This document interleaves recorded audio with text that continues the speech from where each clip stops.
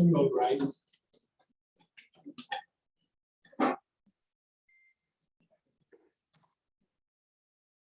Let us pray. Great, loving, and nurturing God, we praise you and glorify your name, for you are our strength and hope in this uncertain time. For enabling us to connect with one another and learn together on how to make ourselves productive, even in this very challenging situation. Thank you for gathering us today. Another opportunity for learning and growing. Open our hearts and mind as we listen, digest ideas from our speaker that will equip us in carrying out our tasks, relevant and responsive to the mission which you entrusted to us. Grace us with your presence. This we ask in the name of our Lord Jesus Christ. Amen.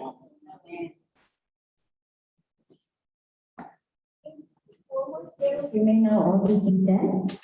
Thank you so much, Reverend Soler. So once again, good afternoon, everyone, to all our participants here in the library, as well as our participants in our Zoom. And also, good afternoon to all our viewers in our Silliman University Library official Facebook page and YouTube channel. So I think we are on live right now. Right, sir? Sir Mix? Okay, so we are on live right now. I hope there are a lot of viewers. Okay, so once again, welcome and thank you for joining us for today's e-talk entitled Digital Technology in the Library. So today we will be focusing on the best practices of the University of the Philippines, Diliman. I am Charmaine Galapate and I will serve as your moderator for today's e-talk. Now to officially welcome everyone, let me call on our very own acting university librarian. Please help me virtually welcome everyone. Assistant Professor Rosalina G. Gaynor.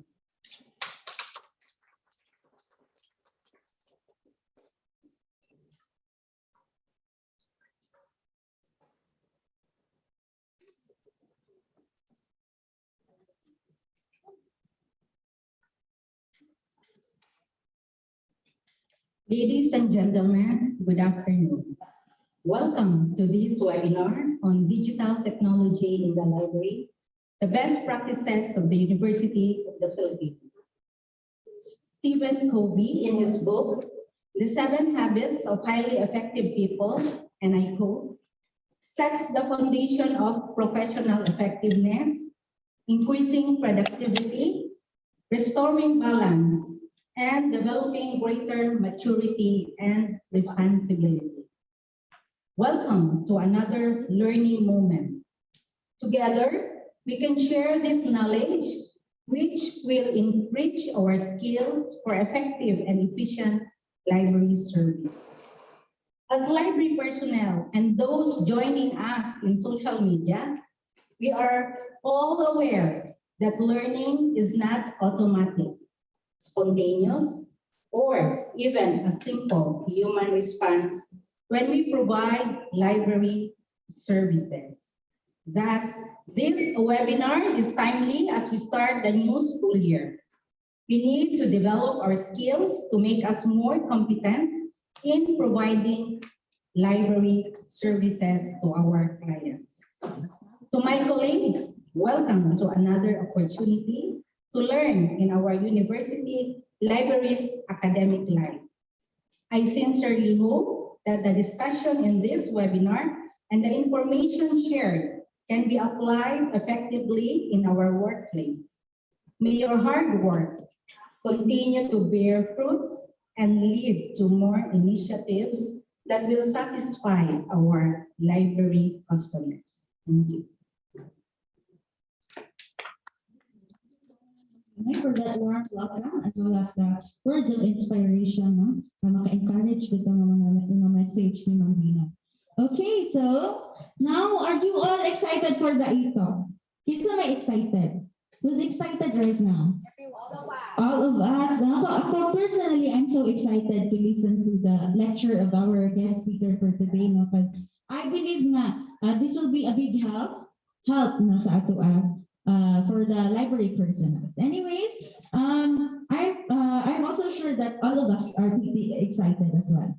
So before we go to the lecture proper, let us first check the number of participants who have joined with us today. Okay, so we have here in Zoom, there are, Miss Clarice. Hello, Miss Clarice, can you all hear us?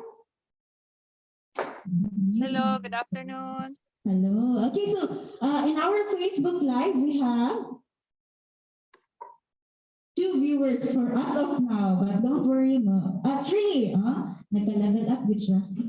Okay, and sa YouTube also, we are live on YouTube. Anyway, before we proceed further to the lecture, let me first remind our virtual viewers, especially to our Zoom participants, that to observe the following rules. Number 1, please use your complete name upon entering the Zoom meeting room for proper identification and security purposes. Second is please mute your mic and turn off your camera upon entering the Zoom meeting. Third is, if you have any questions, kindly use the chat box.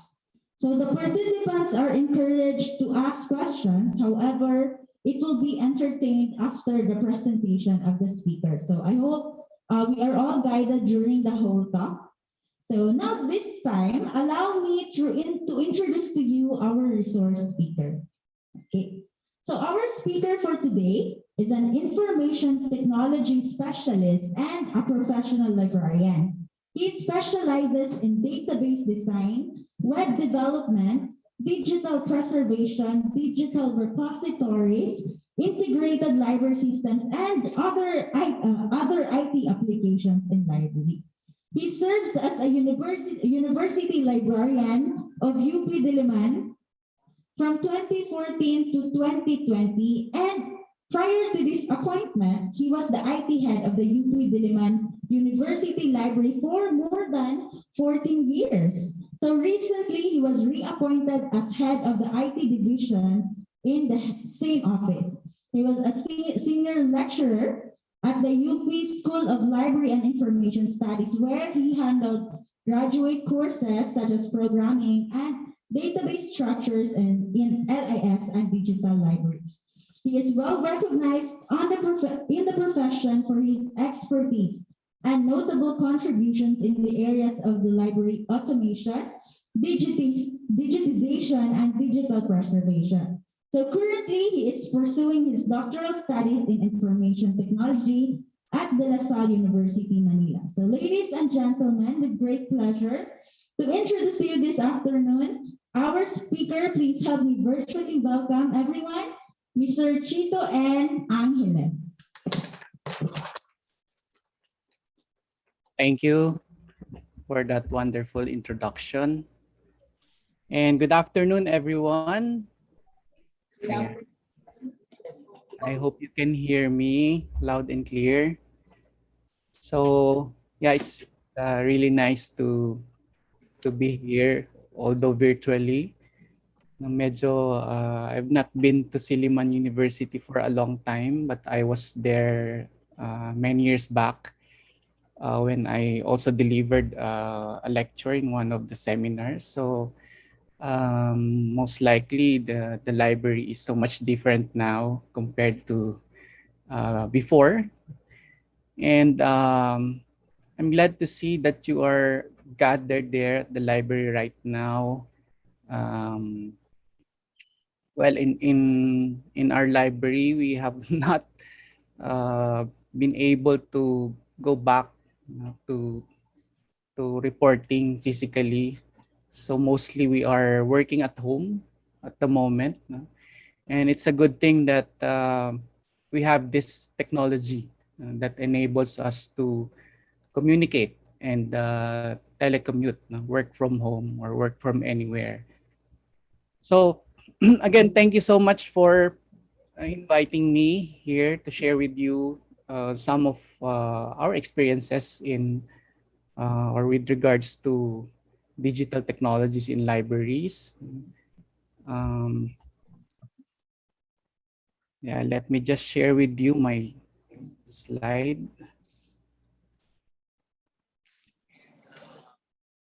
Okay, so I hope you can see the screen.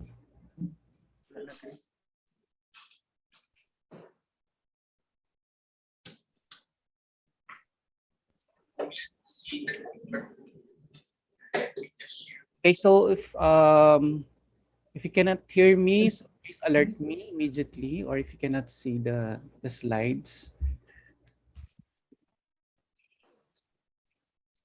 Okay, so the topic that was given to me is digital technologies in the library.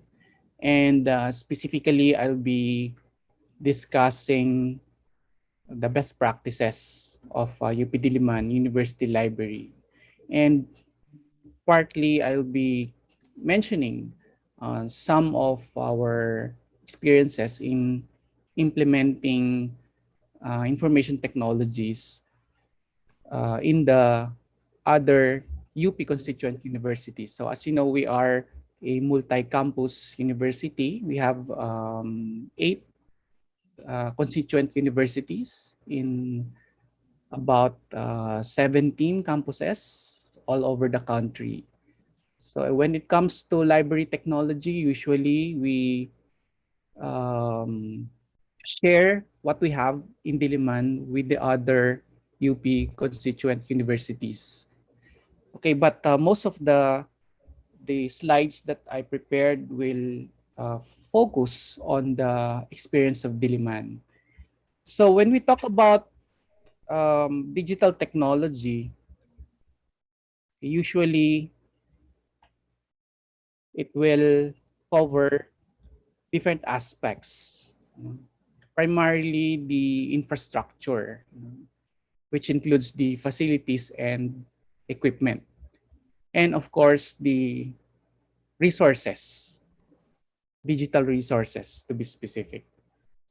And then third is services.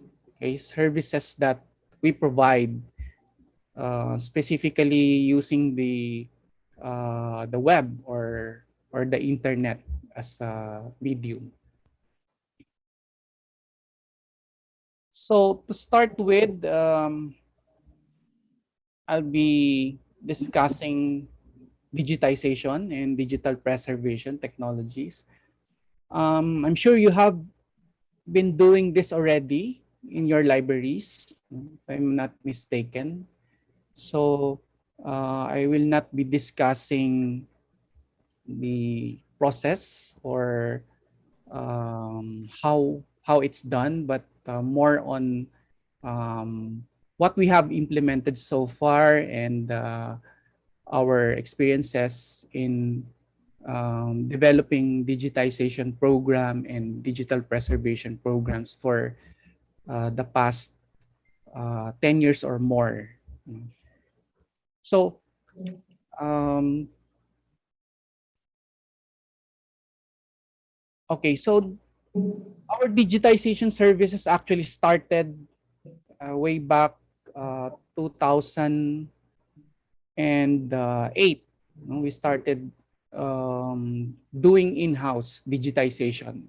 But prior to that, we actually engaged in outsourcing of our digitization services to um, service providers. And then after that experience, we were able to learn on how to do it on our own. And so during that time, um, my main objective was to put up a digitization services, and so we did. No, we started our digitization services. Um, we also provide for our users this self-service scanning. Okay, self-service meaning we just let them use the equipment, no, on their own. So self-face, and we assume that they are familiar with the scanning process. But of course, we still provide assistance to staff, particularly to students. And this was, of course, prior to the pandemic. Okay. So let's talk about hardware. I'm sure you have your own hardware, but this specific devices are um, mainly for digitizing resources that are ideal for preservation. No? So it's not just simple scanning like the one you use for the desktop type scanners. These scanners are what I can call heavy duty scanners. They are intended for bulk digitization projects. And usually they can accommodate bigger sizes in terms of the paper size. So flatbed, I'm sure you are familiar with that. The scanners that we use are A3 size. It can accommodate A3 size paper. And same with the sheet fed scanner, which is ideal for loose leaf. Of course, not the bound copies. No? And the advantage, of course, is that it can actually scan both sides, no, of the paper. It's called the duplex scanning. And then more recently, we have acquired V-shaped book scanners. These are ideal for bound materials, no books, because it follows the natural orientation of books, which is the V shape. Okay, and it uses DSLR cameras, and it can accommodate up to A2 size. So it's very fast. It's manual based, but you can finish scanning the entire book, for instance, about 200 to 500 pages in an hour or two. So depending, of course, on your speed, how your depending on your skills, no, in scanning. And of course, the type of material that you are scanning, whether it's already brittle or still quite new. Okay, so we have two of the V-shaped book scanners, and also we have acquired what is called the Planetary Scanner. Okay, Planetary Scanner is ideal for materials that usually are bigger in sizes, maps, for instance, drawings, no? um, and this is ideal for digital preservation because the resolution of the images produced using this scanner is much higher compared to the typical desktop scanners or the sheet fed scanners. These are high resolution images being produced by DSLR cameras. Like for instance, the Metis EDS Gamma is uses 50 megapixels DSLR cameras. So the capture is really good, no, in terms of the resolution, the quality of the images, and it's ideal for digital preservation. And we also tried to customize, no, our old microfilming machines and then converted them to scanners also. So we attached DSLR cameras and then repurpose the scanners. So now we can actually scan bigger size, maps or broadsheets. So it's ideal for large prints. So these are the image capture devices that we use. We call it image capture because the scanner is somehow limited to the traditional types of digitization hardware. So nowadays we mostly utilize digital cameras for image capture. Okay. So we also have microfilm converters, and we still maintain a lot of microfilms. No? Although we already stopped the production of microfilms, but we still maintain such a big collection of the microfilms. And so we are slowly converting them into digital formats. So these types of machines actually do the job, no, of converting them to digital format. So usually they produce directly into PDF form. No? So although it's a bit slower compared to the image capture devices used for print. No? These devices are slower, no? But they can also be automated. So meaning you can run it and just let the machine capture the images from the microforms. But again, comparing the output with the image capture devices in using print, the quality is not that good because of course the microfilm itself, the quality of the microfilm itself is not that good as compared to, of course, the output from the DSLR cameras. Okay. So these are some photos from our digitization services section. So we had here a demo of our planetary scanner. As you can see, it's actually capturing newspapers, no, in broadsheets. And on the left is the V-shaped book scanners that we use. So we have 2 units. And this one is the microfilm converter.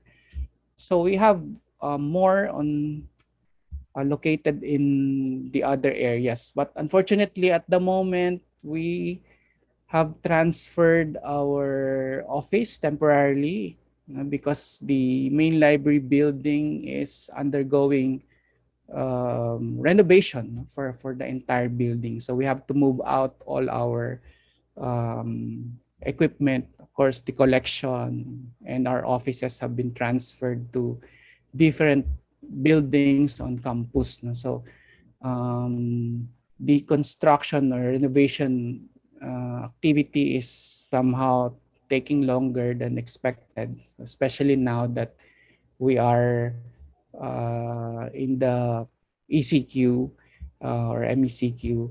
So there have been so much delays in the renovation activity. So we're expecting the completion to be around possibly next year, we hope, or at least within the next 2 years, the renovation will be completed. So we'll be able to go back to our offices. And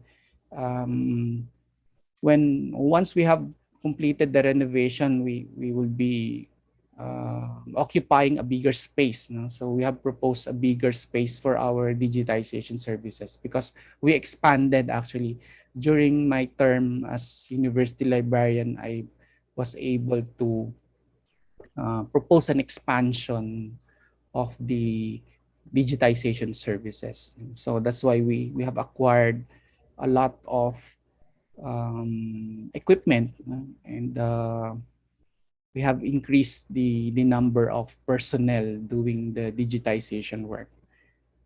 Okay.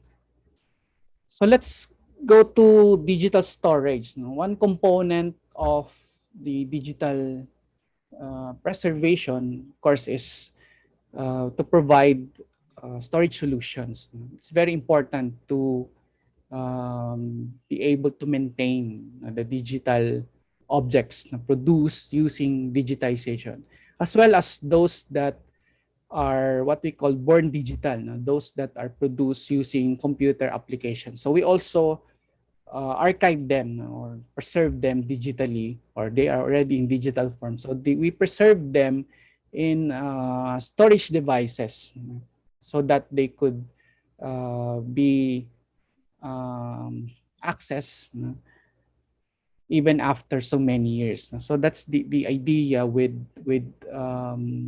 providing resilient storage solutions. So resilient meaning the the solution must be able to withstand hardware faults. For instance, yung mga hard drives. Okay, so once na nasiraan kayo ng drives, the data should be secure, because we implement a lot of redundancy technology. We use hardware that can actually support yung mga failures, of hard drives, power failures, and other factors that may contribute to the corruption of the digital data. So it's very important to consider yung proper storage hardware to use if you are maintaining digital collections.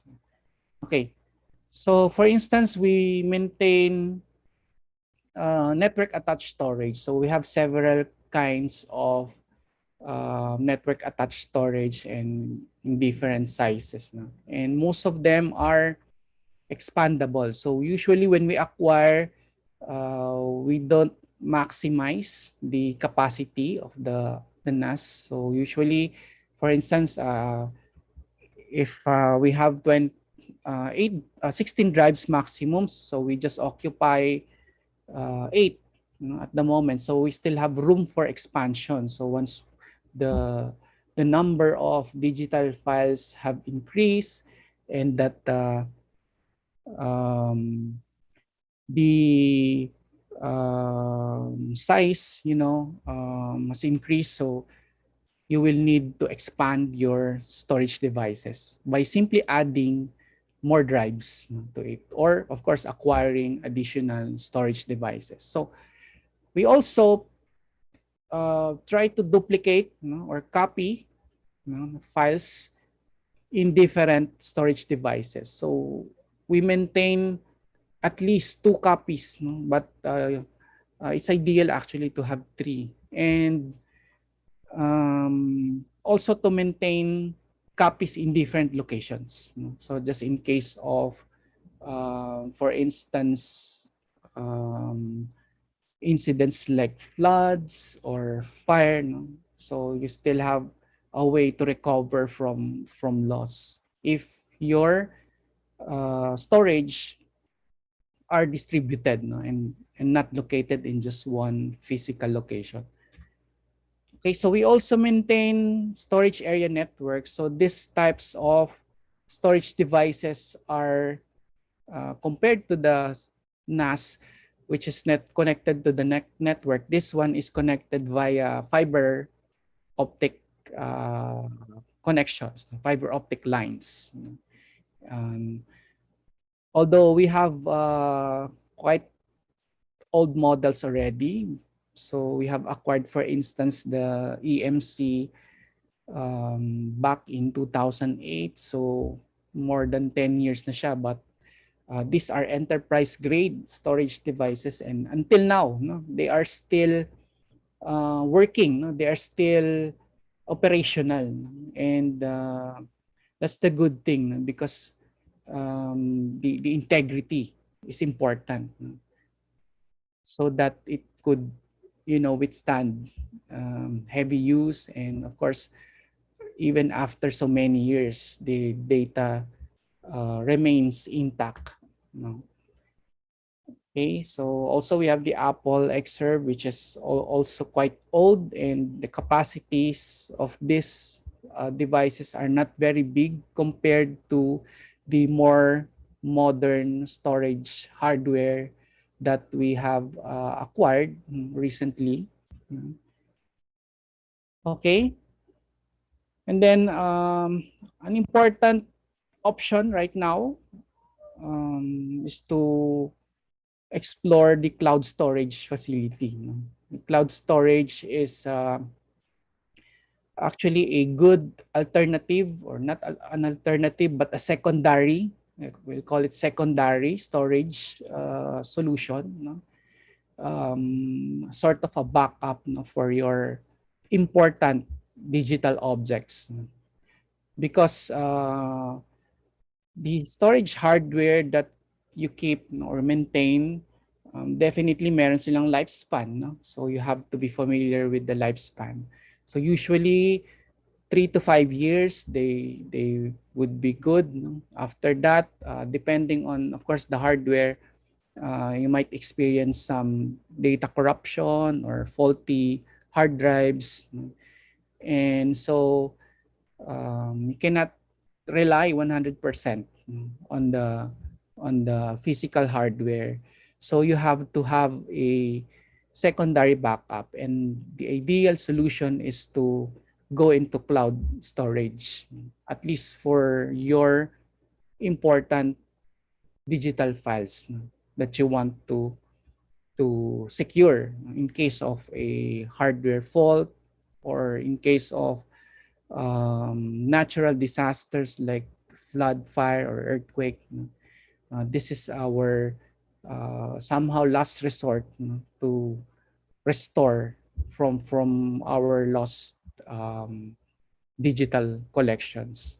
So currently, we synchronize some of our data files from the storage devices like the NAS into cloud. So particularly the Google Drive, we actually make use of our current account with Google.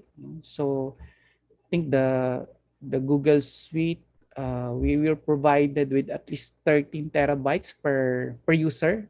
Okay, so you can actually maximize that free storage, for uploading important data files. So even personal files, of course, you can use your own account. But for our office, we use an official account to back up, and upload the important digital files, from our servers to cloud storage. So that is our secondary backup. Okay. Software is also important. Of course, we use different software applications for different purposes, for image capture, image processing, and of course the PDF conversion and OCR. So we use a combination of proprietary as well as open source or freeware software. So for image capture, normally when you buy hardware, it's already integrated or embedded with or bundled with the hardware. So you can use that, of course, for purposes of capturing the images. And we also been utilizing Irfan View, which is a freeware for also for image capture and some image processing tasks. For image processing specifically, we use two software applications. One is proprietary, the Advanced TIFF Editor Plus. We used to subscribe to this editing software, image editing software. But then I discovered a few years back that there's also a good software for image processing that is freeware, and that is the ScanTailor. ScanTailor Advanced is the most recent version available in Windows platform as well as in Mac. So these are very important tools that we use. No? Kasi unlike the traditional, or the, should I say, digitization projects that have been done by some institutions which have no experience, no, in digitization and digital preservation. Our approach is quite different. No? We do more than just scanning and storing the images. No? So we go through a lot of phases. No? We follow several phases during the digitization process. So the output is really good. Um, it's ideal for not just viewing online but also for printing, you know, um, and different other purposes. And then the other part of the process, of course, is the PDF conversion. So we mainly produce PDF, for uploading into the repository or on the web, because that is a very uh, common format. It's a standard actually for documents on the web. So we adopted the format and we use at least two software applications, the Adobe Acrobat and Abifine Reader, for generating the PDF, and performing OCR. And we also explored other formats. Other than PDF, we explored the Deja Vu format using the software Document Express. The Deja Vu is somehow similar to PDF because it maintains multi-layers, of image and text. So which means you can copy and paste the text, of the scanned images after performing the OCR in the software. So it maintains the layout just like the Adobe Acrobat and the Abifine Reader. Okay, but the difference of Deja Vu with PDF is that Deja Vu can actually make the files much smaller. So it's ideal for uploading into websites or online databases. So as compared to PDF, much smaller yung napoproduce niyang files. So some companies actually like Samsung and LG, they are using this format for their manuals, the data sheets manuals in their websites. So if you have visited their websites, you may notice that they have that format. And we have Viet OCR for uh, performing OCR, extracting text from the scanned images. And then for integration with our application, we use the Tesseract OCR engine, which is also a good application, if you develop your own software and you need a library that actually um, does the extraction of the text from the scanned images. No? So Tesseract is a good solution. All right. So yeah, here's what I've been mentioning earlier. So we follow different phases, during the digitization process. So it does not end with the image capture, the scanning. We actually go through different phases, and usually different people are doing different jobs. So one would capture, the other would process, and there's a person doing the quality control. Okay. They also upload it into our digital repository, and then another for preservation purposes, which is very important. The digital images, particularly the master images. So we produce several versions of the files, the master images, and several derivative copies. And all of them are stored in storage and backup devices, just like what I mentioned earlier. So we are maintaining actually multiple versions of the images captured from either print or analog formats, or those that are born digital. And of course, once uploaded in a digital repository, we perform a lot of tasks like indexing, cataloging, extracting the the full text, no, for full text search. And then, of course, the delivery, which comes in different channels, like copying in portable media devices. We used to have DVDs, pero obsolete na yan, eh, no? So we are not anymore using those. We still use, of course, yung flash drives for transporting images or digital documents. But mostly right now, through shared drives, no, we utilize shared drives, Google Drive, and other similar online services. We upload it to digital repositories, and have it indexed in either our library system or in some other index databases that we maintain.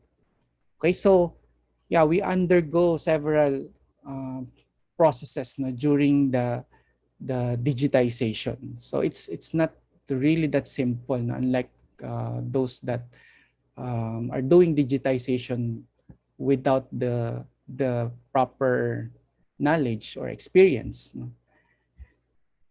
Okay. So DRM, what is DRM? So Digital Rights Management. DRM is a practice of imposing technological restrictions that control what users can do with digital media. So in short, we provide some sort of protection, security with our documents. Some call it copy protection, copy prevention, or copy control. And in different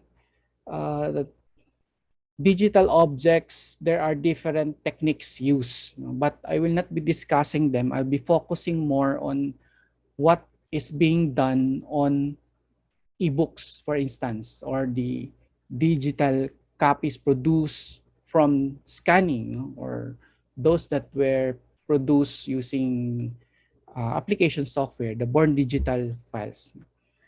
So for instance, in ebooks, you can limit copying, printing, or sharing. So we implement this DRM techniques in PDF. Okay, so we restrict copying and printing. We also do restrictions on text selection. So you cannot highlight and copy paste the contents, for those that are protected, especially if you don't want them to be copied. And then password protection is another technique used for instance, for sending documents that are confidential in nature. So you can assign passwords and provide the password to the intended recipient through other means. So halimbawa, if you email the document, then you can send the password through SMS. So something like that. And then setting expiration. So that is also a technique used. In fact, some ebook applications or platforms implement yung expiration. So you can actually just read for a certain period of time, and then afterwards, hindi mo na siya ma-open. So either you have lost access to the system or it was disabled. Okay, so ayan, DRM for PDF, again, we do other things like adding copyright pages into the documents. So after scanning, we insert another page, usually in front or at the end, which indicates some copyright restrictions, if there are restrictions on copyright on certain materials. So just to warn the users on what they should not do with the digital copy of the files they obtain. And then adding stamp of ownership, of course, you can put them in the headers, footers, or insert it in the background, like logo of yours or or simply a name, no, of the institution, or adding it as a watermark. So watermark will appear, for instance, if you try to print the document, the watermark will appear. So it's somehow warns the author that if there are some restrictions, it should be applied. No? Of course, you cannot control 100% the access of the users. There's always a way to simply capture, di ba? You just print screen, take pictures using your smartphones, just like what um, typically users do with print. No, when they come to the library, di ba? They just take pictures of the books. No? So honestly, we don't have control over those. No? And similar in principle with the digital objects. No? Once they have it on screen, they can always capture, 'di ba, the images. Hindi niyo na makokontrol 'yon because there are several ways, to capture. But at least you provide somehow, uh, if not the protection, at least the notice, no, and what restrictions you would like to impose. No? So it's actually for the users, no, to for them to decide, no, whether to still violate some copyright laws, no, or IPR laws. Okay. So other things that you can do, restrict printing, which I think I mentioned earlier. So restrict the text selection and copying, restrict exporting of pages, and password protection on file open. Okay. Next. Okay, this is important. So if you maintain digital objects, you have to ensure that these digital files remain intact, no? And that even after so many years of not using the files, no, you are sure that the files are still accessible, to you. Let's say 20 years from now, your files that you store in a digital storage facility are still accessible. You can still open them. So there's this concept of fixity and checksums that are implemented. So fixity means the assurance that the digital file has remained unchanged. And then fixity of files can be established and monitored through the use of checksums or digital fingerprint or the signature. So there's some kind of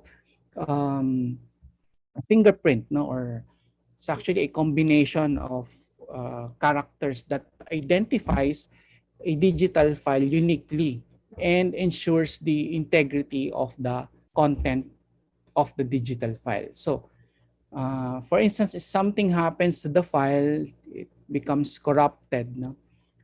The fingerprint will change, no? And you will know that the file has changed. No? It may have been corrupted or probably it has lost some information in it. No? So it's important to implement, no, checking of uh, the fingerprints, no, the checksums, no, to verify. And there are applications that are used, no, to be able to check. So main uses, as I mentioned, to know that a file has been correctly received from a content owner. This is ideal for copying files from one source to another. Okay, to know that the file fixity has been maintained when a file is being stored. So that is when you keep several copies of your files in different digital storage devices. So you have to check kung same pa ba yung file or it has been corrupted. Okay? And you can also give this to users. If, for instance, when they are downloading the files, to ensure that the file that they have downloaded is complete, so they can check, they can compare the fingerprint, after downloading, and those that you have provided. No? So pag nagmamatch yun, that means the file has been downloaded completely, no? As is, na walang corruption na nangyari during the transmission. Okay? Ayun. For digital preservation, we can apply this by, again, monitoring of each copy of a file, yung Fixity. So you have to run this periodically, no? To be able to check or detect problems with your digital files. No? Ayun. So checksums can be stored within a metadata record, in a database, within a manifest or an XML file that accompanies the file in a storage system. So usually it's attached with the digital file. No? So if you have a copy of the digital file, you always check the checksum if it's still the same. Otherwise, something might happen to the file during the transmission. Or even if you're not doing anything, kasi when it's stored for a long time in a digital storage facility, there's still a big chance that the files may be corrupted after some time due to, for instance, power failures, no? Fluctuations sa electricity. And probably some bugs in the software or viruses in your computer could affect the integrity of the files. So it's very important to check. So in fact, when we talk about preservation, no, the preservation of the print versus the digital, no, comparing it, I can say mas mahirap yung digital preservation because again, it's prone to data corruption and so many other factors that could affect the integrity of the files. As compared to the print, na usually you just have to maintain the proper temperature, humidity, no, of the environment, and of course, iwas lang, no, sa mga other factors that could contribute, yung termites, no, and possibly yung change in temperature nga. So you have to maintain it, proper temperature and humidity. No, of course, yung mga natural disasters, hindi natin maiwasan yun. But otherwise, under normal conditions, yung print could last for so many years, no, without so much maintenance work, no, being done, no, as compared to the digital objects. So again, I can say mas mahirap yung maintaining digital objects. No? Okay, what are some of the issues and challenges? So high cost of acquiring and maintaining digitization hardware and storage solution. Of course, you have to invest on quality hardware, no? High-end enterprise grade storage solutions. If you want your digital files to be secured and if you want this to last for so many years. No? Okay, the need to conduct periodic maintenance on storage hardware and to check the integrity of the digital files, which I mentioned earlier. Na.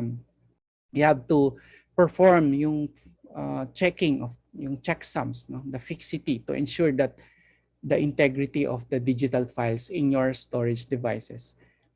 Of course, you need more personnel, no, to perform different tasks. So just like what I've mentioned, in our case, we have several personnel doing image capture, performing the image processing, quality assurance, uploading to the repository, and then backing up of the files into the digital storage devices. So that is the difficult part. No? You have to have a lot of stuff, especially if you are maintaining a very large collection of print to be digitized. No? And nowadays, napaka-importante nun, di ba? Because right now, we're moving mostly into digital services. No? Because of this pandemic, we have shifted from the usual face-to-face transaction into digital transactions or online transactions. No? And we have to utilize the available technology. So ngayon, tumaas yung activity of converting print to digital. No? So I'm sure you're also doing that for your users, no? For your faculty and students, digitizing materials in your library, sending them. So you have to have a very good facility for digitizing as well as digital preservation. So dalawang aspects po yan, no? Digitization and digital preservation. So you don't just digitize materials for access, no? You also digitize to preserve, no? To preserve the materials for long-term use. So that is the primary objective of doing the digitization, no? And the digital preservation. Okay. Also, digital preservation policies and procedures must be established and strictly implemented or followed. So at the start of the project, you have to have established policies and guidelines how you will do things, no? Because mahirap yun if walang direction, no? So you have to follow some procedures, no? Standards, especially. For instance, what are the file formats to use for storage, for preservation, no? For access. No? There are different file formats used, no? Depending on the purpose. So you have to be familiar with those and establish, no?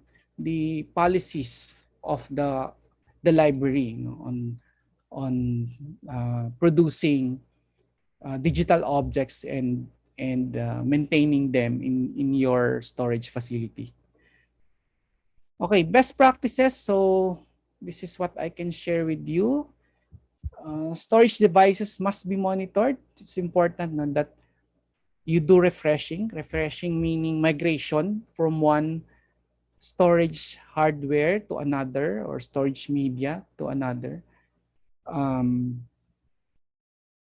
Okay, it should be carried out at specific times, no, within the lifespan of your chosen medium. So you have to know how long, at least on the average, a specific storage device or storage medium will last. No? For instance, if you have a network attached storage, normally you would consider 3 to 5 years, no? In good operation yan. Of course, there are maintenance tasks that you have to perform. Sometimes the drives get corrupted or becomes faulty, so you have to replace them. But then after some time, so yun nga 5-10 years depending on the quality of the hardware. You know? So you have to think of the replacement before the hardware reaches its end of life. No? Hindi yung pag nasira na tsaka pa lang magpapalit or bibili ng kapalit. So dapat you know the lifespan within that period bago niya ma-reach yun, you should have transferred the files already, no, to a new storage device. Okay? So that is refreshing. Redundancy must be introduced by replicating or backing up files. So as I've mentioned earlier, make multiple copies, no, of the files. No? So just in case there are some natural disasters that happen, so floods, fire, no? You still have a way to recover from the lost files. And then checksums must be generated and frequently recalculated, no, to identify any loss and ensure the integrity of the bits. No? It can be verified in an efficient and automated manner. So may mga software naman that you can use to automate the process, no? Because it's quite difficult if you have very large collection of digital objects. So again, emphasize ko lang, multiple copies should be maintained. No? Off-site storage for backup is important. The other solution I mentioned earlier is on using cloud-based facility for your secondary backup. So there's this principle of called locks, no? Lots of copies keeps stuff safe. No? So that principle you can use. No?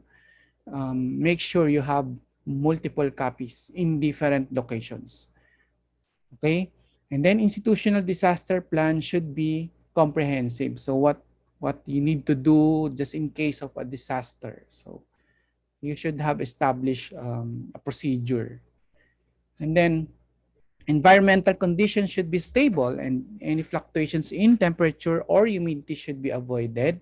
For mixed collections, suggested temperatures around 20 degrees Celsius and relative humidity of 40%. So ito naman mga ideal setup if you're maintaining a data center where you keep or you host your digital objects. So just to ensure that magtatagal yung hardware, no, if they are properly maintained in a room with the proper temperature and humidity. Okay, next we move on to the next technology, which is the RFID. I'm not sure if you have this with your libraries already. Hindi na mention sa akin ni Ma'am Rose if you have implemented this. Meron po ba? Wala pa? Wala pa, okay. So yeah, the the idea of RFID basically matagal na yan in libraries or in fact in other should I say industries, no? It has been applied and used already for many years, but siguro in the Philippines only a few years back that some libraries have adopted the technology, no? So RFID stands for radio frequency identification. Okay, basically it's just a small device that has a small chip and an antenna.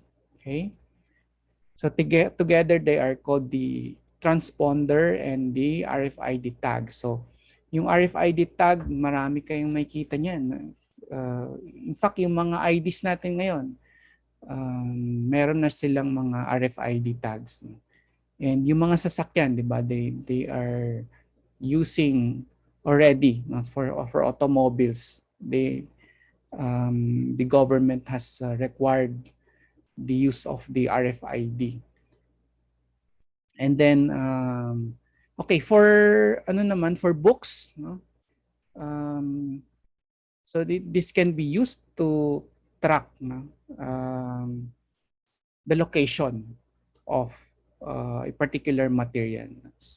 And then just like the barcode, no, it's red, no, but the difference is that sa barcode kasi it's using a laser beam, no, or yung CCD light, no.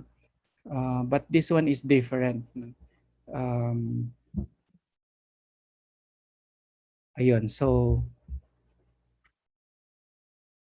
okay, common applications in libraries. Okay, so we have for instance yung smart tagging, no? So books are tagged, no? They insert a tag into the book, no? So that it can be read by the machine, the RFID machine, no? And during the transaction, circulation transaction, so mabilis lang, you just have to put it near or on top of the RFID reader. So even without opening the book, no, the information in the tag can be read by the system. Okay, so it facilitates the usual transaction, circulation, checkout or check-in.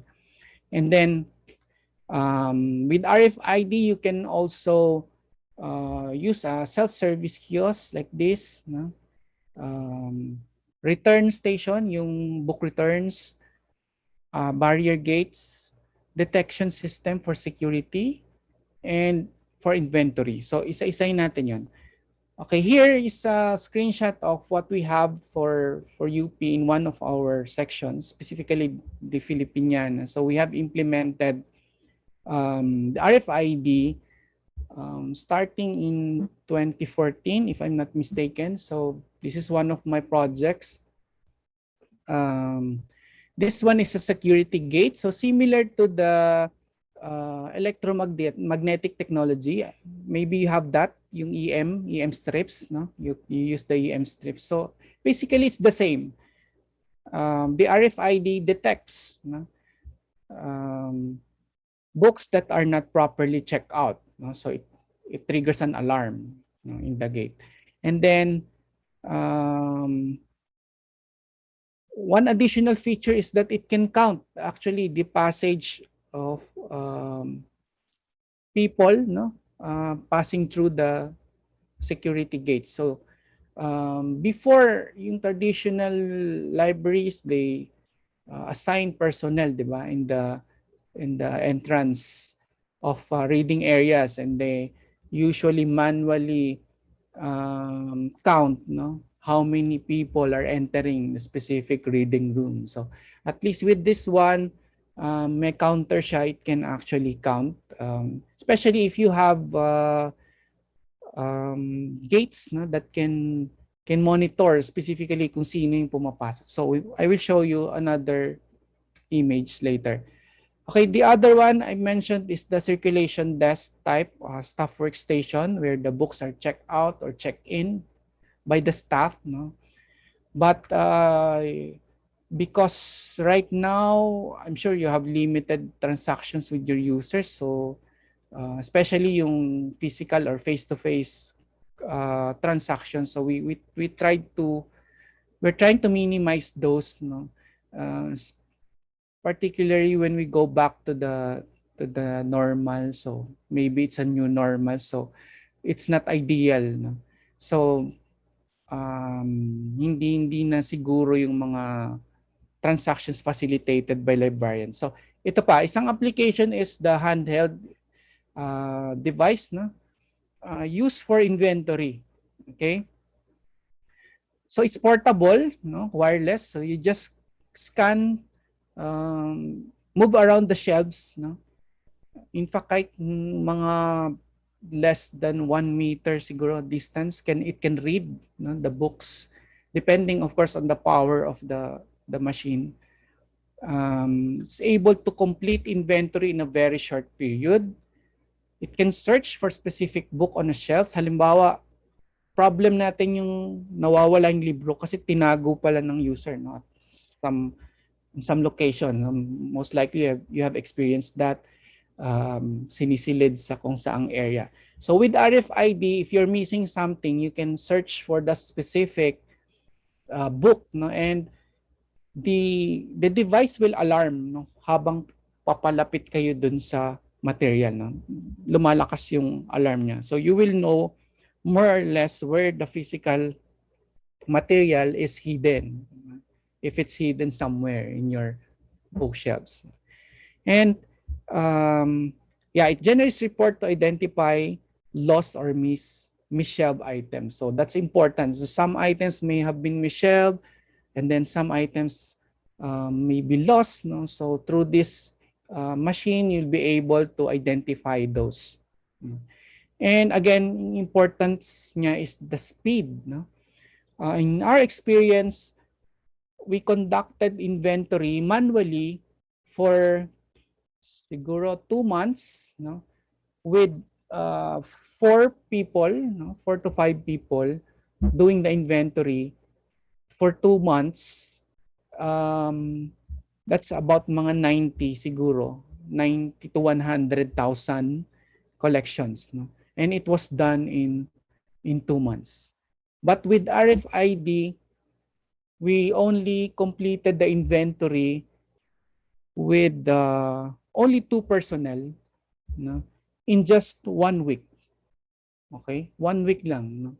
So natapos na yon, 90 to 100,000 collections of books, no, in one section. So that's how fast you can actually perform the inventory using the RFID. Yon, so self-service kiosk. This is ideal, especially now, no, that yun nga, we are somehow limiting the face-to-face transaction. So as much as possible, we would like to enable yung self-service system. No? And RFID can do that. No? The users can just go to the kiosk and then transact with the system. So automatically, the tags in the books will be disabled once you have gone through the proper checkout process. And same way, if they would like to return the books.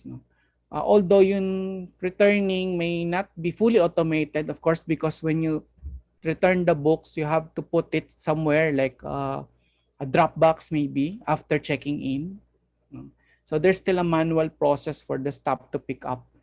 But there's a different technology that can be used. So many of our libraries are actually implementing the self-service kiosk. And prior to the pandemic, we have already implemented in at least 7 libraries. Pero nahinto kami, of course, when the lockdown started. So right now, we're thinking of increasing self-service kiosks, especially in anticipation of the new normal. Okay? So, ideal is if you have drop boxes, book drop, where users can actually return. Unfortunately, we have not completed this because our building is currently undergoing renovation, and because of the pandemic, medyo nahinto kami with the implementation. But this will be part of our services. You can actually place this outside of the library. So even if the library is closed, the users can still return the books. They just use the book return. So automatic yan. It can read the RFID, can check in the books automatically, and it will generate transaction receipt. And at the same time, the system can also send emails, for instance, for a proof that you have already returned the particular item in the library. Okay? So again, this is ideal for the new normal. So you might want to explore.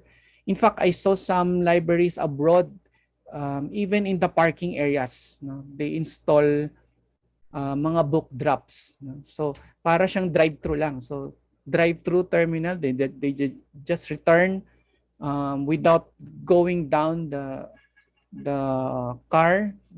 They can actually return books. So that is something that we can also adopt. Okay. Next is the electronic turnstile or the barrier gates. So most likely you're familiar with this one.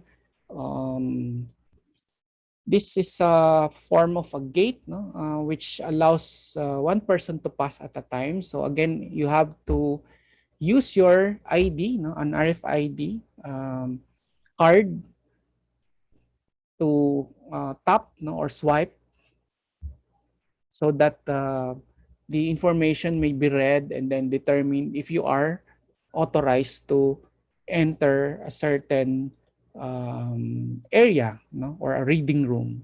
So this is again ideal for counting the number of people passing through a specific location. So as compared to the staff manually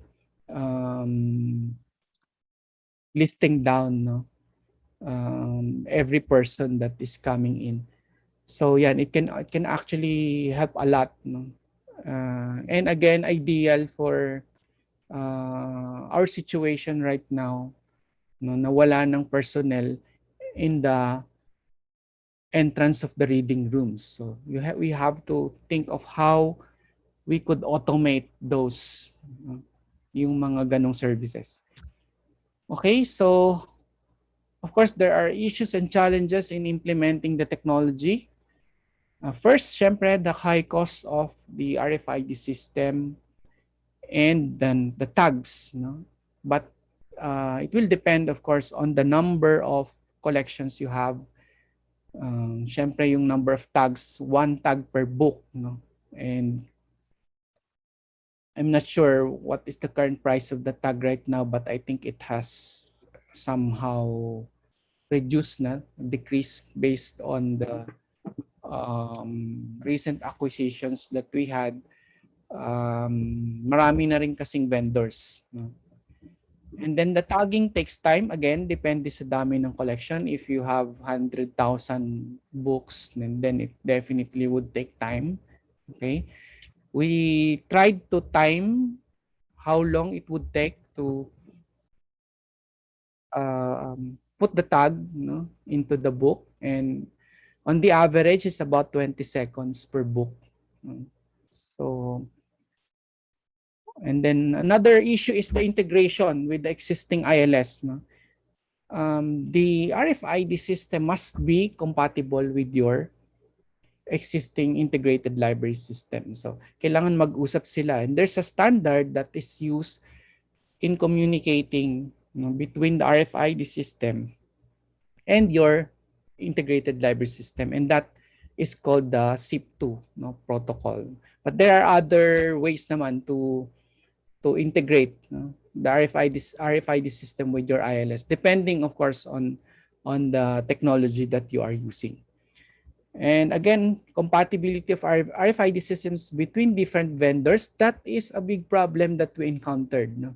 So compatibility meaning if you buy a product from one vendor, no, and then another product from another vendor, usually they are not compatible, no? Because the way the data is written into the RFID tag, no, differs from vendor to vendor. Kanya-kanya ng implementation. That is the problem. Walang standard. So, sometimes you have to choose only one vendor. Pero, yun nga, minsan, we do not know. No? Sometimes we are not satisfied with one. So, we have to look for another who can actually address, no, our requirements. No? But, again, we tried at least 3 vendors. No? And this is what we discovered, yung compatibility issue. So, for instance, yung book that is using the tag bought from one vendor, hindi siya mababasa dun sa different RFID system, no, used by another library. Okay? So, again, compatibility issue because the way the data is written in the tag, no, differs, no, from vendor to vendor. It depends on how they implemented it. So you have to talk with the vendor to ensure the compatibility if you are using different products, no, from different vendors. Okay? Then, of course, power failures, network downtime, server downtime, these are common problems, no, that you will encounter. It still depends a lot on the hardware, no, you use and the network connection. Syempre, these are interconnected. No? So, pag may power failure, same problem, walang service. No? It will be difficult. You cannot transact. No? You cannot block, no, the users coming out kung hindi na check out yung system. Unless, of course, you implement generators, no? So if you have generators at least, no, to support yung mga primary services ninyo so that they are not turned off, no, or shut down when a power failure occurs.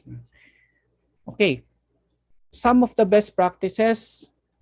So if you're planning to implement the RFID, make sure you request for demo from vendors. No? And much better if the demo will be in your library. So have it set up in your library to at least simulate yung actual or do the actual transactions and all other services that are provided by the vendor in relation to the RFID system. Okay, try to benchmark with other institutions, no, that are already implementing the technology. what we did, we in fact went to different libraries in the Philippines, but during that time, wala pa halos nakapag-implement, no, sa library. Kung meron man, they are not working. So we visited some, hindi naman operational, no? So we resorted to going out of the country and trying to observe, no, and determine how they have implemented and successfully, um, adopted the RFID technology in at least some of the more advanced libraries in the ASEAN region. If you can go to Europe, like Germany, yan, mga advanced libraries. So much better yon if you have if you can afford that. Anyway, so again, identify requirements. Important yung hardware and software. So just like what I've mentioned earlier, ano yung mga technologies that you can adopt and determine if this will actually match your requirements.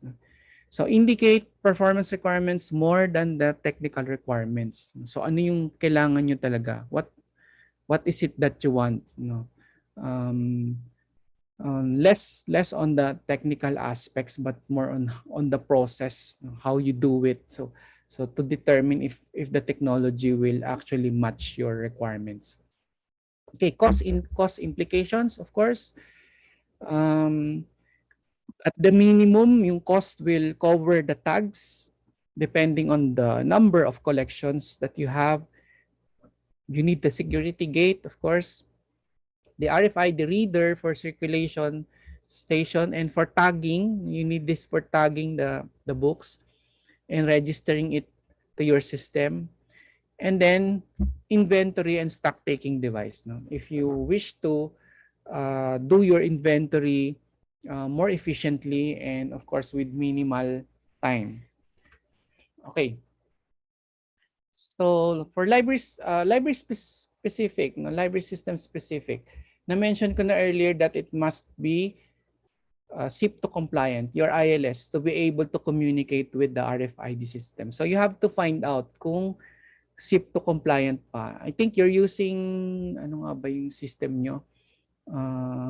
I forgot, no, but I saw it in your website. What was your ILS nga? What is your ILS?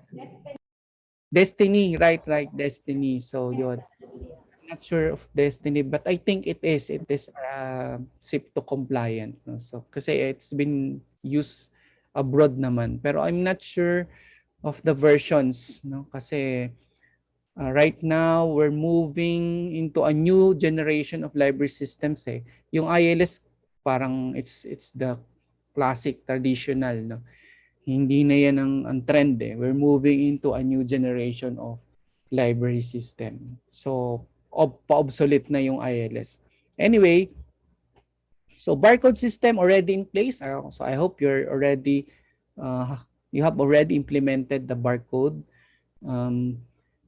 Sometimes you still need the barcode kasi yung RFID is not 100%, of course, just like any other technology. You have to have a backup, no? And barcode could be a way to, in case the RFID does not work, you still have a way to transact using the barcode. And then compatibility with existing ILS and database records. So we're talking about the records here. So you have to also check barcodes, no, type of barcode, length, no, and also if you are using accession numbers.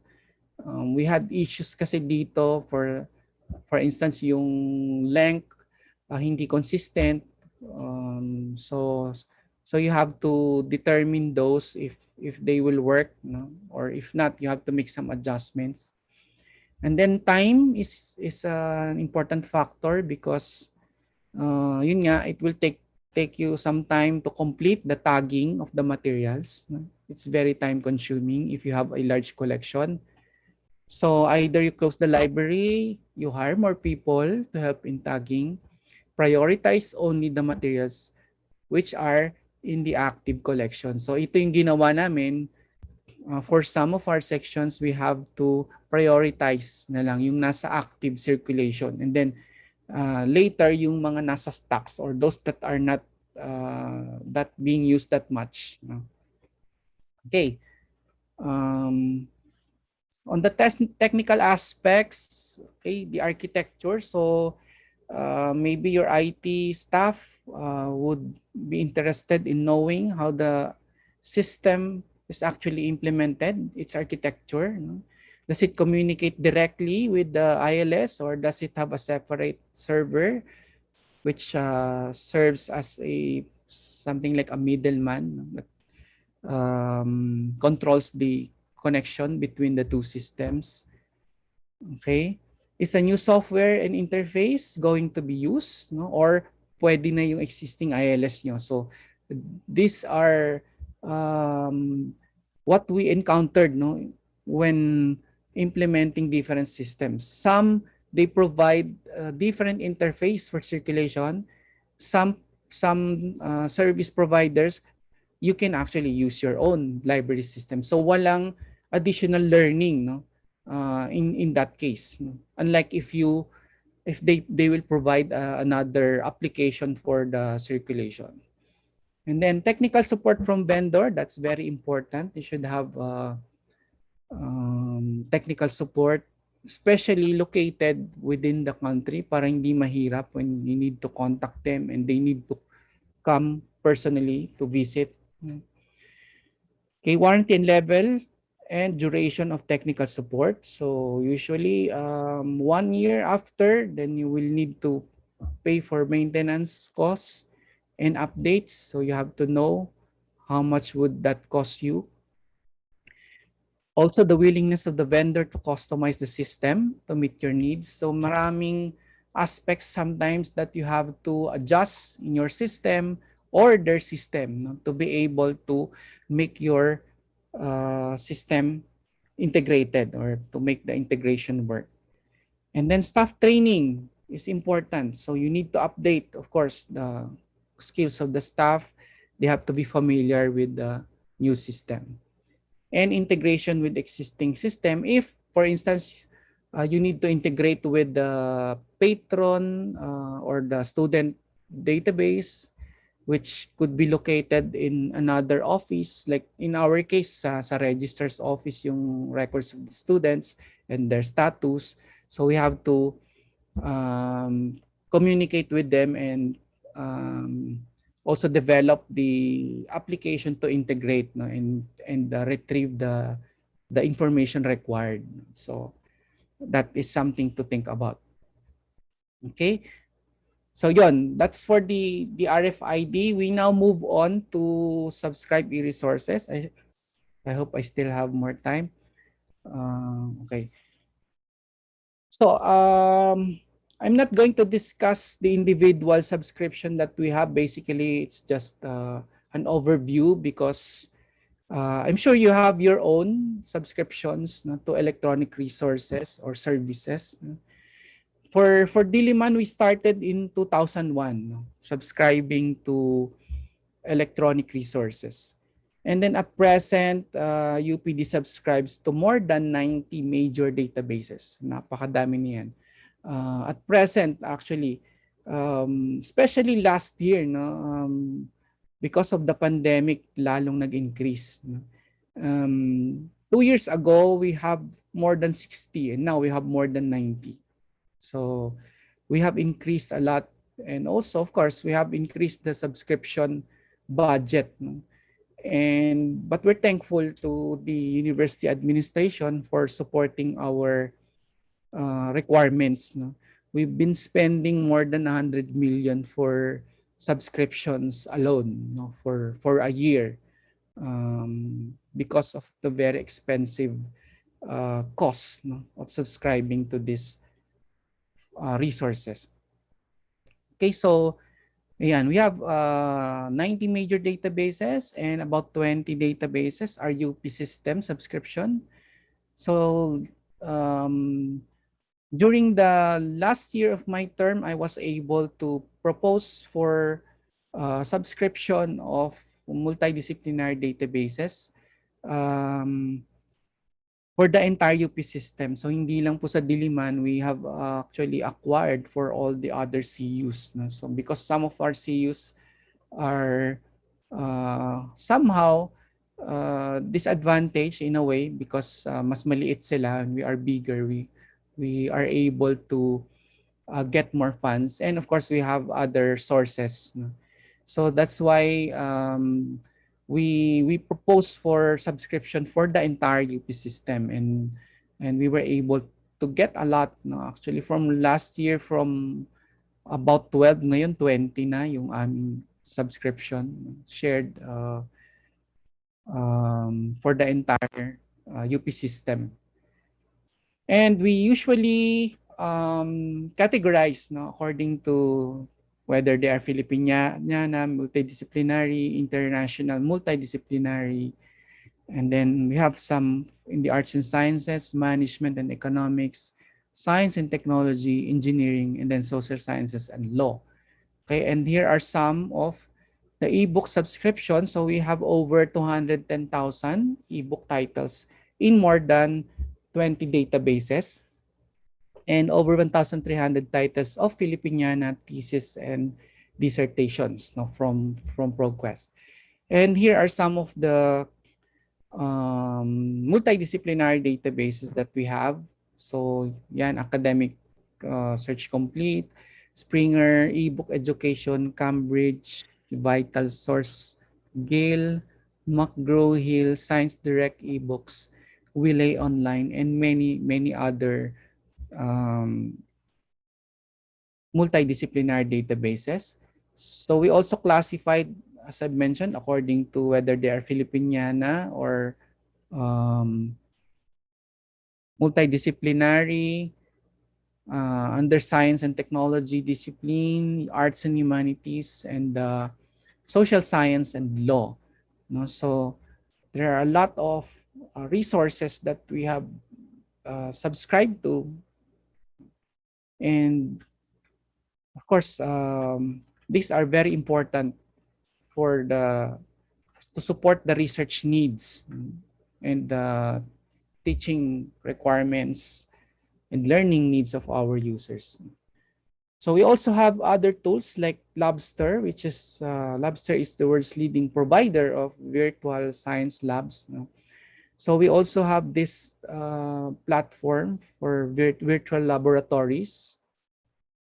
And for plagiarism checking, we have Turnitin, which can address the originality of student work, you know, and emerging trends in misconduct.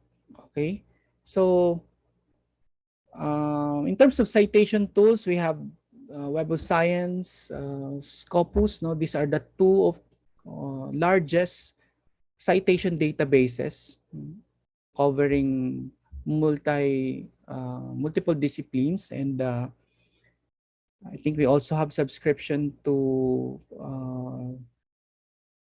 some I forgot the names. Some tools for citations like yung sa Chicago Manual. I think we have that also. Mendeley, which also for citation, no? Although merong free version naman yon, but there are additional features when you are subscribed. And then video streaming services, no? So video streaming has become very popular, no? Especially during the pandemic, no?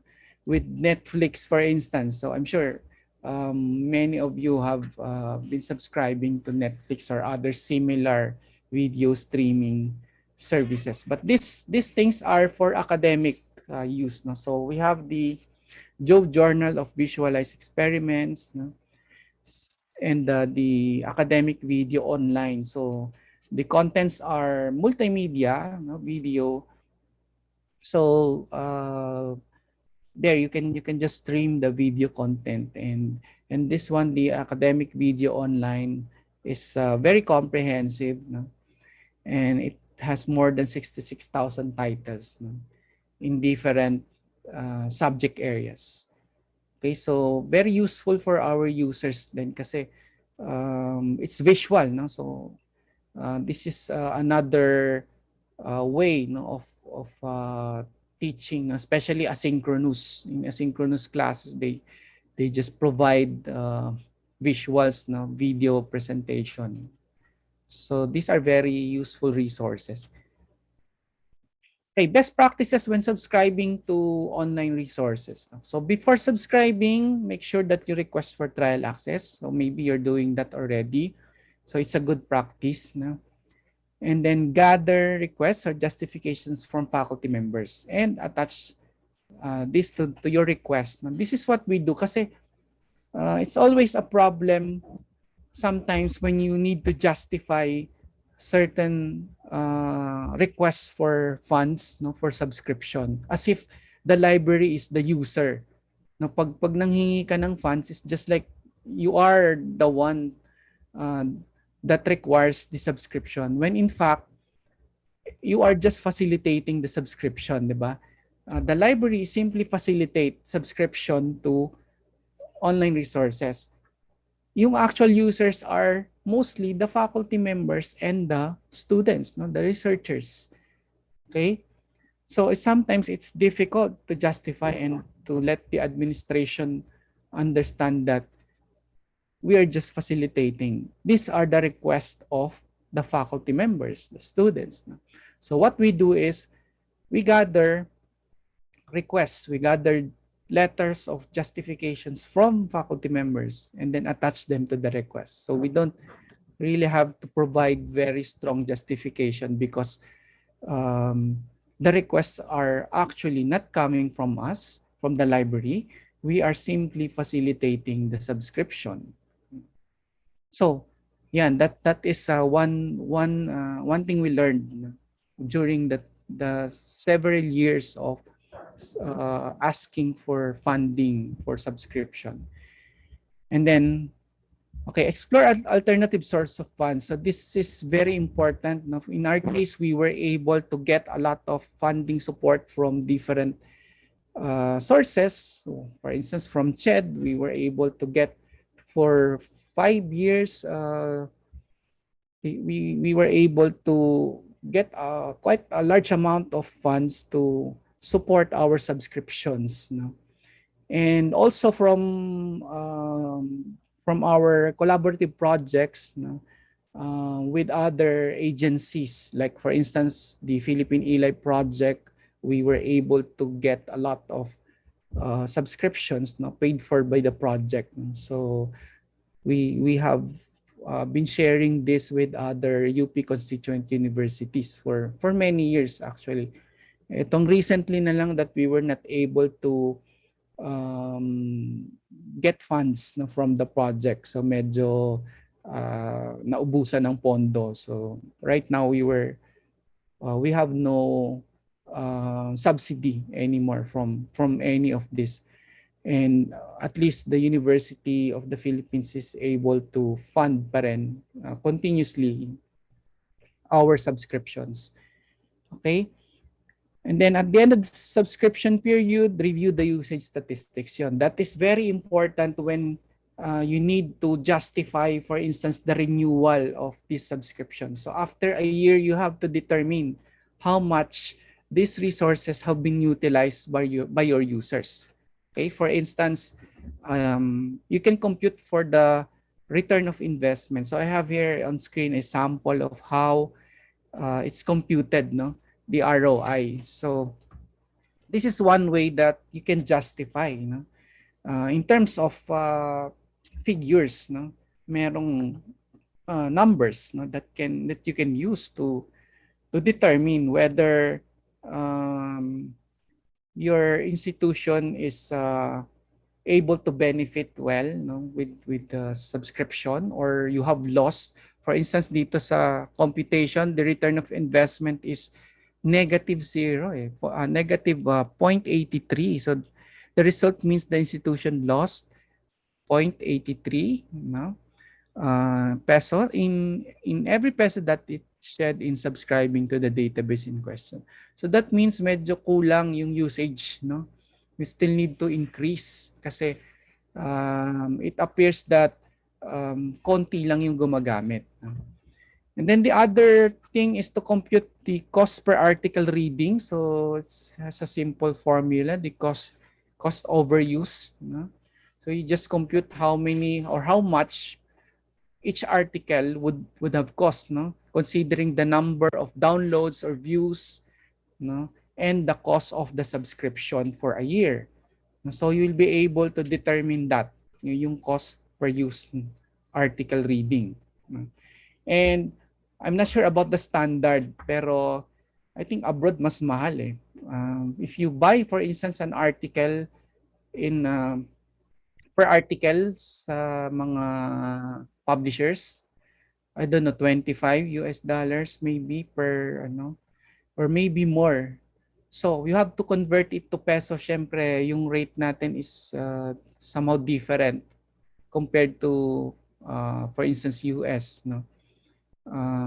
But I'm not sure about the specific numbers, no, that you can use as a reference. But this is a way to compute for the cost per article. You can search for this in Google. Okay. So very important also is to promote the use, no, and access of the resources to increase the usage. Okay. Prior to the pandemic, we conduct exhibits, no, public displays in different events on campus. No? And of course, we have promotions through different online channels, the websites, social media. Okay. We conduct regular orientation programs, such as, for instance, during the freshman orientation, we ask for a few minutes, no, to introduce our resources and services. Also, during the orientation for new faculty members. And then recently, especially with the pandemic, we conduct regular webinars, no, for or product demos for our subscriptions, for our services. And this is done regularly, as in every semester during the start of the term. No, we schedule.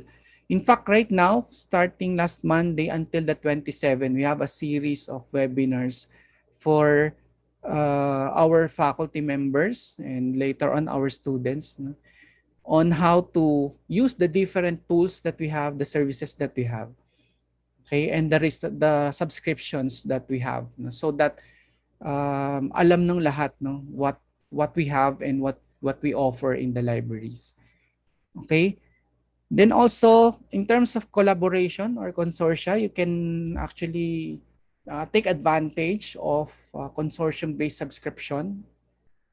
I don't know if you practice this in Siliman and the other nearby universities in the Visayas. So, well, in PAARL also, we implemented yung consortium-based subscription. At least during my term as PAARL president, we were able to sign yung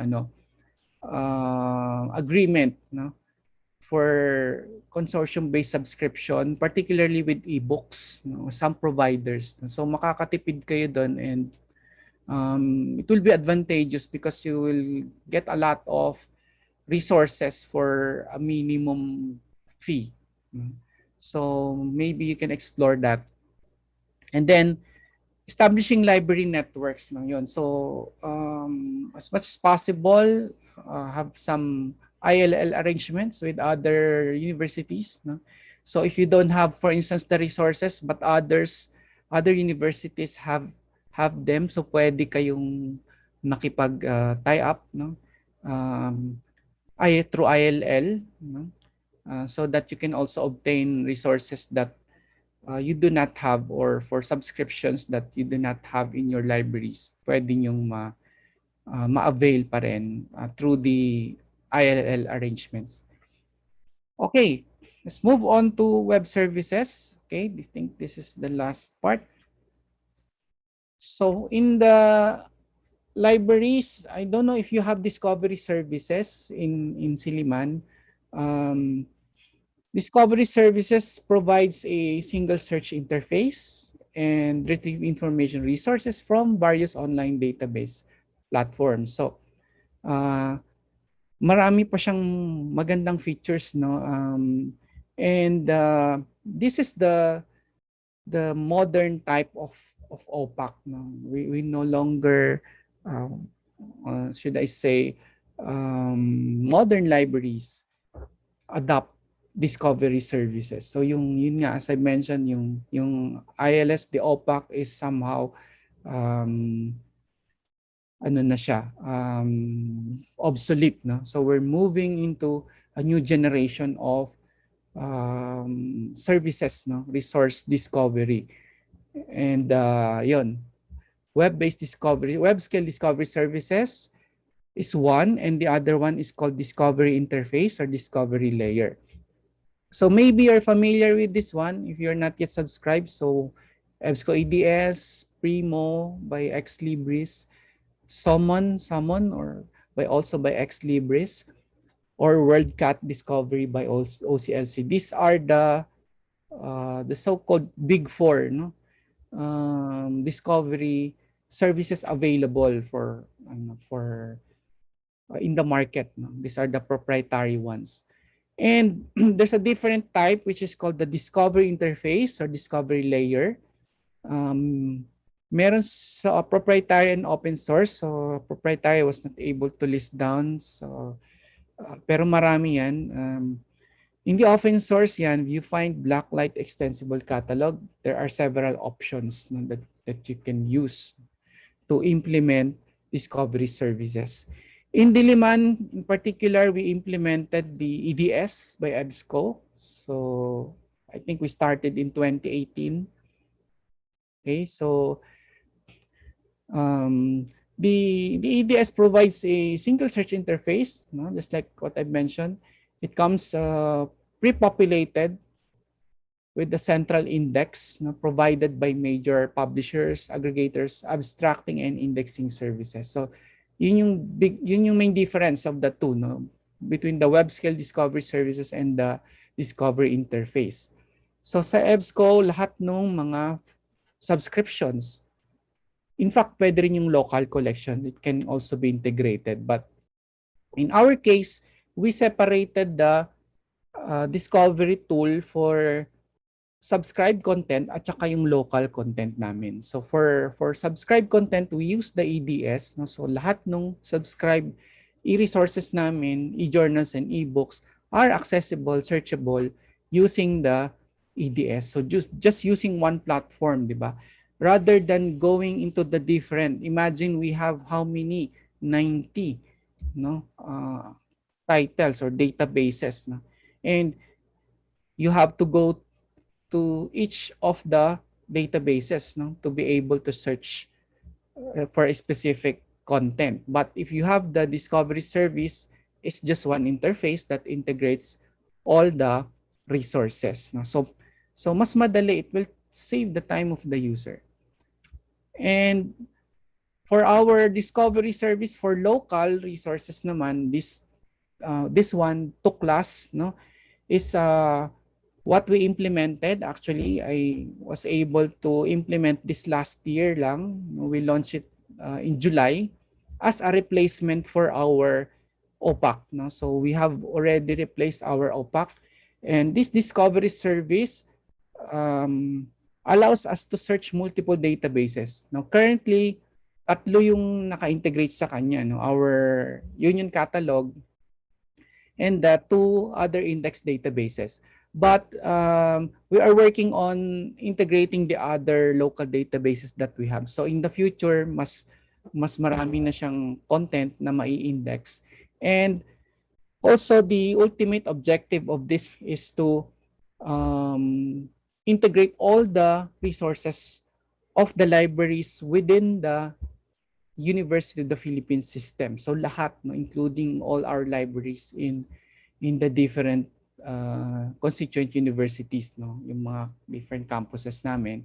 So just one interface to search all the collections. That is our ultimate goal. And we will implement this hopefully before end of the year or early next year. So we're already working on that. It's what we are doing right now, the integration. Okay?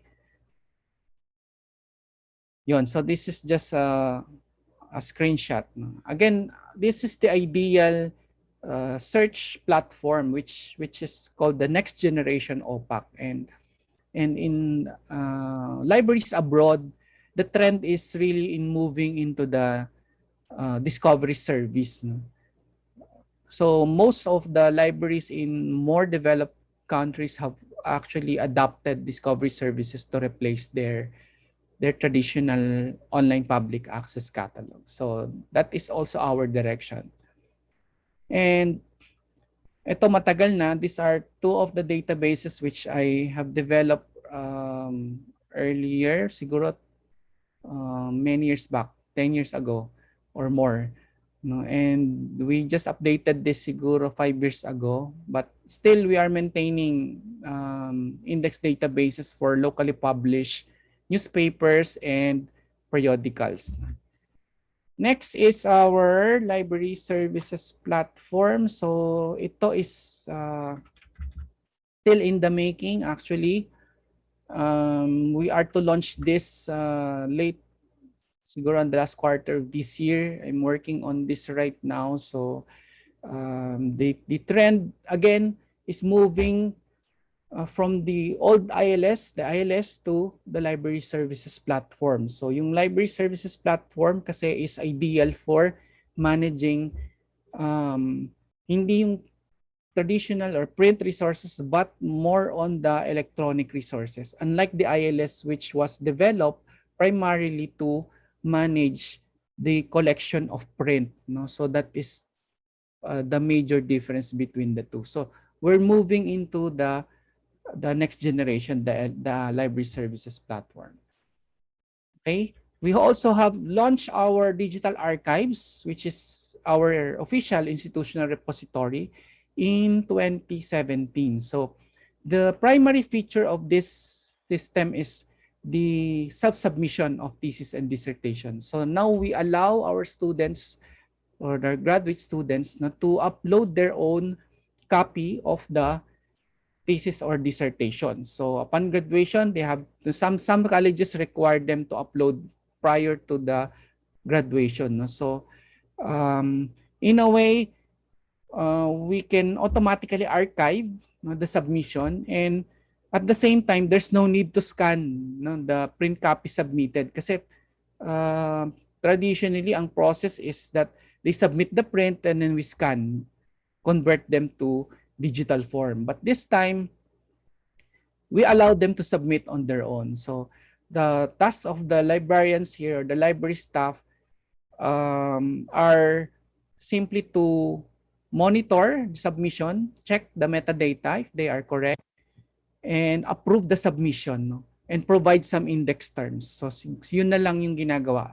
So the system handles the others. No? We allow our students. And then, of course, this thesis and dissertations are accessible to other users. The full text, no? Depending on the classification. We classify kasi the thesis and dissertations whether they are for public use or if they are restricted. So there's at least 4 categories, no, that we assign to a copy of the thesis. And then we also launched our open access repository in, if I'm not mistaken, 2018. So ito naman, we digitize mga old resources, no? Specifically in this collection, yung rare periodicals. No? These are periodicals published in the 1800s or early 1900s, and they are somehow considered public domain na kasi out of copyright na sila. So we share the full text na, and you can actually access. Although currently nag-upload pa rin or nag-edit yung mga staff, but there are already a lot of resources uploaded in the repository. So this one, yung front end niya, I develop it, but yung back end platform, we use the open source Omeka. Omeka is a digital repository software, no, that we use for managing the back end operations, yung pag-i-index and all. Okay, so we have quite a large collection of rare periodicals and rare books that we would like to share to the public. So we have put up this open access repository. And then, yon. So since we have so many subscriptions, no, to electronic journals and databases, we need to have a platform, no, to allow users to access them from the comfort of their homes or anywhere outside of the campus, especially now na walang masyadong users coming into the campus because of the pandemic. So this platform allows the users to log in, and the system authenticates them, no, using their official email, the UP email account, and then they are allowed access to all our subscribe e-resources. So we have implemented this in all of the UP constituent universities, no? Kaya it's very easy to have access to our subscription. They don't have to go individually to the websites of the publishers, no, or the different service providers. They just go into one site, and then once they are authenticated, that's it. They gain full access to all our subscription. No need to log into every database that we subscribe to. So hopefully, kung wala pa kayo niyan, you can think about using remote access platform. Open Athens is what we use because it's cloud-based. No, previously we have another platform, the Easy Proxy, pero hindi siya cloud-based. It's on-premise, hosted on-premise. But we found the Open Athens more advantageous to us, less on the maintenance part and on the authentication of users, no. So wala na kaming masyadong task doon in terms of validating the access of the users. Okay? So issues and challenges for subscription, definitely high cost. That is the big challenge. Of course, requesting for funds, no, to support the subscription. And then for the maintenance of the web services, if it's on premise, it's really difficult. No, you have to have personnel to maintain. Okay, a data center, of course, to run 24/7. That is a difficult job. Okay, best practices. So discovery services simplify search and saves the time of the user. So it's very ideal for libraries. And then remote access platforms, as I've mentioned, allows our users to access all our subscribed content from the comfort of their homes or anywhere outside of the university campus. And it's implemented with the single sign-on, so they don't have to log in to every database they access. So just once. And then using the open source software, our two-class discovery service has replaced already our traditional OPAC and has been well adopted by our users. And then on developing in-house information systems, we are able to address these specific requirements of our users compared to adapting when you acquire off-the-shelf software packages or yung mga ready-made na. So we choose to develop our own instead. And the primary advantage is, of course, we save a lot of millions of pesos, no, from acquiring proprietary software. So we have saved the university a lot of money. Okay, so virtual reference, siguro parehas. You also have this, although the name could be different, but ours is called ROD, or Resource on Demand, where we accommodate requests by students and faculty. And for a certain amount of resource libre, pero when they exceed the minimum, we charge them minimal fees. No? Yan. FB Messenger is also being utilized as our platform for the virtual reference as a librarian service. Okay? Yon. Developing in-house information systems requires technical expertise. This is a difficult situation, no? If you don't have very competitive staff, highly technical task. No? High cost of hardware if you maintain your own. No? Difficulty in maintaining the data center. Again, kung on-premise yung inyong mga resources and services, you have to have backups, no? Maintain temperature, proper temperature and humidity. And then generators must be in place to be able to support during the power interruptions. Ayan, lack of IT personnel is a great challenge. But the best practice is always be updated with the trends in digital technology or web technology. That is what we do. No? We have to keep our staff updated with whatever is the trend. And then upgrade the knowledge and develop IT skills. So that means conducting regular trainings, no? Or attending intensive trainings. Hindi lang yung webinars but intensive trainings that usually last for several days or even months. No? Okay, do benchmarking in more advanced institutions. That is what we do to be able to know what is the current trend, no? And what is effective in more advanced libraries. Okay. Ayun. So future plans, I mentioned already about implementing a centralized library service platform for all our libraries in 17 campuses across eight constituent universities around the country.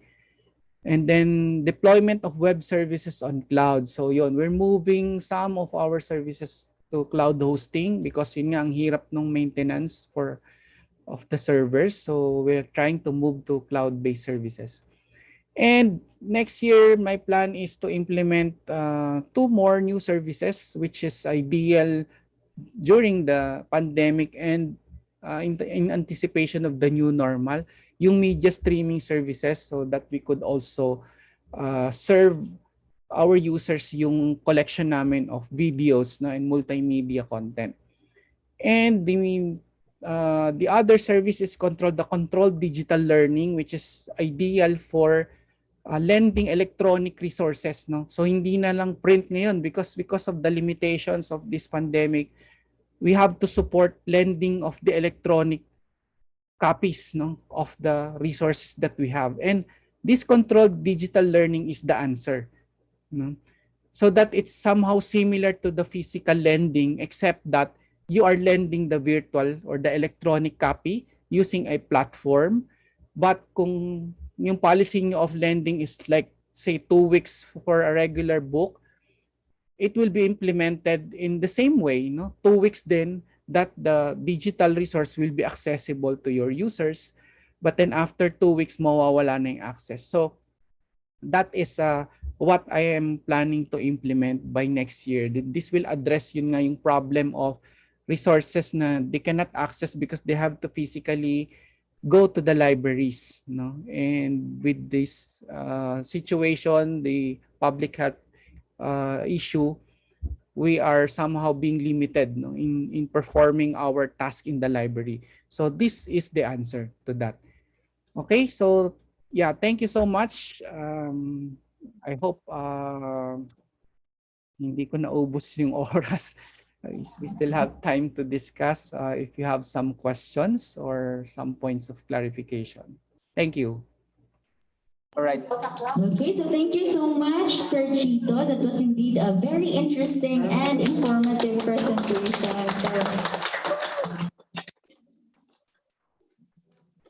So looking at the presentation, by the way, has made me realize, no, nga, that indeed Silman Library has still a long way to go. with regards to the digital technology in the library. So most especially with the equipments for most especially with the equipments for the digitization. And then you've also mentioned, sir, nga, you have launched a lot of interface while we here have just taken our lunch. Okay, so I think there are lots of things that should be added in the library's shopping list. And of course, it will involve one of the greatest challenges in every institution, which is money, money, money, money. Okay, so but of course, I think Silliman Library will take on the challenge. So am I right, guys? Yes, we are willing to take on the challenge. That's the Silliman spirit. Okay. So anyways, thank you once again, Sir Chito. And at this juncture, we will now proceed to the question and answer portion. So are you ready, Sir Chito? Yeah, sure, sure. Okay, so who will ask the first question? Okay, we have here our first questioner. Okay, can you please state your name?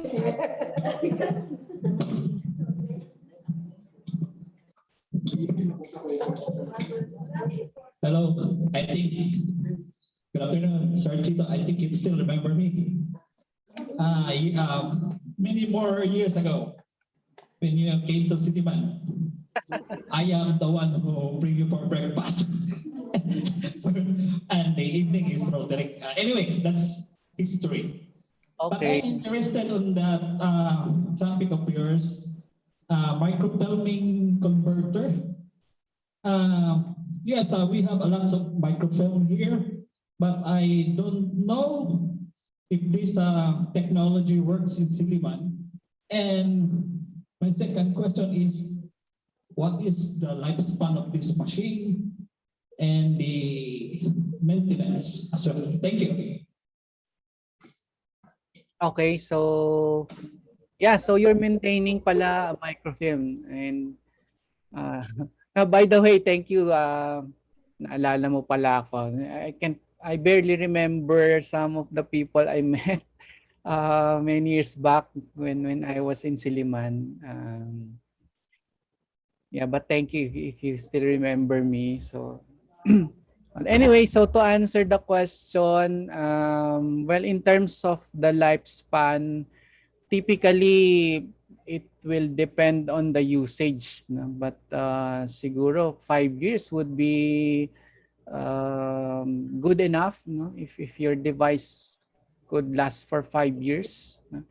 Ang problem kasi is although the technology or although the hardware is still okay, the technology may have been obsolete already, no? Mabagal na siya and it's not up to the standard. No? So even if, for instance, 5 years, it will last for 5 years, but after 5 years, the technology has changed. No? Probably the formats that it can support is already limited, no? And then there are new standards, no? There are new file formats that you need to generate that is not supported by your hardware, no, or your system. So that is the issue. So minsan you have to think of yun nga, yung cost plus how effective it would be and how long will you be able to use it, because technology changes very fast, 'di ba? There's a very quick turnover of technologies, no? So every year there are new technologies being introduced. Yung sa microfilm, the good thing is the microfilming technology has been there for quite a long time, 'di ba? So we thought that mawawala na siya after some years, no, because of the introduction of digital technologies. But still, microfilming has remained one of the trusted preservation techniques in libraries. No? When I was in Japan, I was able to see a very large microfilming storage facility, no, for preserving resources from the library, newspapers, no, they have preserved in microfilms, no. In fact, even yung mga newspapers natin locally, they have copies there, no, they were able to preserve, no.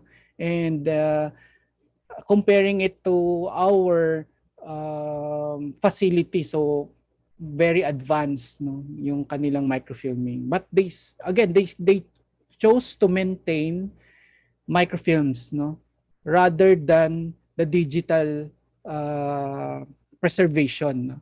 But for me personally, I would prefer the digital, although as I mentioned, mahirap siya, no. But again, if you know the technology and you know how to preserve the digital forms, I think it will be more advantageous, much cheaper compared to the microfilming facility. Kasi mahal din ng microfilming machines, no?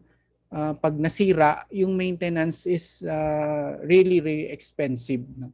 As compared to buying digital storage devices. I think that is my personal opinion based on experience. Thank you. If I may, I was also interested in your disaster plan. If you could share it to us, maybe it will create an idea on how to make one. Thank you. God bless. Well, as I mentioned, our primary approach is to have multiple copies in different locations, no? So aside from the one located in our data center, we have copies in other buildings, and also yung cloud storage, where we're moving into the cloud storage right now. So that is very futuristic, no, kasi we're moving into that direction already. So maybe after a few years, baka mostly cloud-based na yung storage natin, no? Kasi it's more expensive to maintain yung servers on premise, no? So we're exploring really cloud solutions right now. I hope I have answered the question. So I think you have answered the question, sir. Thumbs up from Sir Rodney. So thank you so much, Sir Chito. We have another question from Sir Denny. Good afternoon, sir. Dennis here from the ICT component of the library system. Clarification with the Odilo that you are currently, I don't know if it's a subscription. Sir, is Odilo how do you call this? Is it a platform where there's one access to all subscriptions, or they have already a series of providers for ebooks and e-journals, and it will be there, you will be buying it as a package? Sorry, hindi clear yung question. Can you repeat the question? With the Odilo, sir, Odilo. The Odilo system, you have Odilo? Odilo, sir. Do you have that, sir, now? We don't have the subscription to Odilo. Okay. We have other platforms. I thought you have Odilo. Sige, sir, because Ma'am Rose? Wala sila. Wala. Okay, sir. I thought you had a subscription for Odilo. Another question, sir. You are the developer of your own the repository, sir?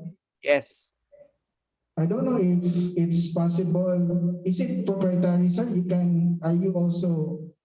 Is it possible that we will be purchasing that to you or to the system?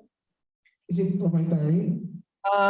Depende dun sa what particular system you're referring to, because we have used open source tools and we also have developed our own. So for instance, if you're referring to the digital repository, yung open access repository, yun, I use Omeka doon, which is open source, no? Pwede I actually teach Omeka. I have conducted several trainings, no, on how to use it. So pwede kong ituro yun. But the others we develop in-house, like yung institutional repository namin, we develop in-house because we have some special requirements. No? So that's why we are unable to adopt existing open source platforms because of the special requirements. So the same with ILS, sir, you also did it in-house?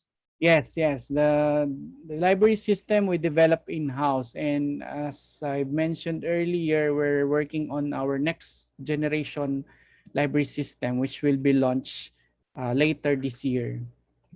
All right, sir. Okay, so thank you so much, Sir Chito. Are there any more questions from the participants? Okay, so we have one more question here from Sir Palier. Good afternoon, sir. Yeah, I was able to attend your seminar conducted by the Association ng mga Mansinupan Study Demand, something like that, during the time on this digitization. But I am not an IT person, but yeah, I saw how you digitize the materials from, of course, the written format to digital. And by the time, yeah, I really admire those approaches you demonstrated to us. And yeah, in my experience here in the library, particularly in theology collections, we have some documents, particularly old documents, which the paper already was cracking and brittle and all others. So I have to say that document. What I'm doing is just to, yeah, because we do not have equipment, particularly in digitization. So what the most thing that I can do is to do it in a PDF format. Actually, just to say those documents. Can you call it digitization already? Or, yeah. Sorry, can you repeat that last line? Transferring the format from written to PDF, is it also a, can you call it digitization? Because I heard in some people, some seminars that transforming to PDF is not digitization, something like that. Well, it's part of the process. When you say digitization, you convert from either print or analog form to digital. So if it's already in digital form and you convert it to PDF, then that is not digitization. Basically, you're just converting to another digital format. Okay, but if you scan a document from print and then save it in PDF, then that is digitization. Okay. So that's what I'm doing, sir. So I am on the right way at right way. Yeah. Except that PDF is not for digital preservation. It's not a recommended format, except if you're using the standard PDF-A. PDF-A, the A there stands for archiving, which is the ideal standard or format for long-term preservation. Usually, we don't use PDF for preservation. We use TIFF. PDF is only used for uploading into repositories or websites, but not for preservation. Okay, thank you, sir. Thank you. Okay, thank you so much, Sir Palier and Sir Chito. We have another question from Ma'am Sabad. Hello, Sir Chito. Good afternoon. Sir, I would like to ask if you have a disaster preparedness plan in UP Diliman. And can you share it with us so that we can have also, we can develop our own disaster preparedness plan? Yes. Sir Dennis would also like to add more. Okay. To qualify that, sir, we have we have a draft already several years ago, ma'am, no? Until now, we haven't finalized it because of other priorities.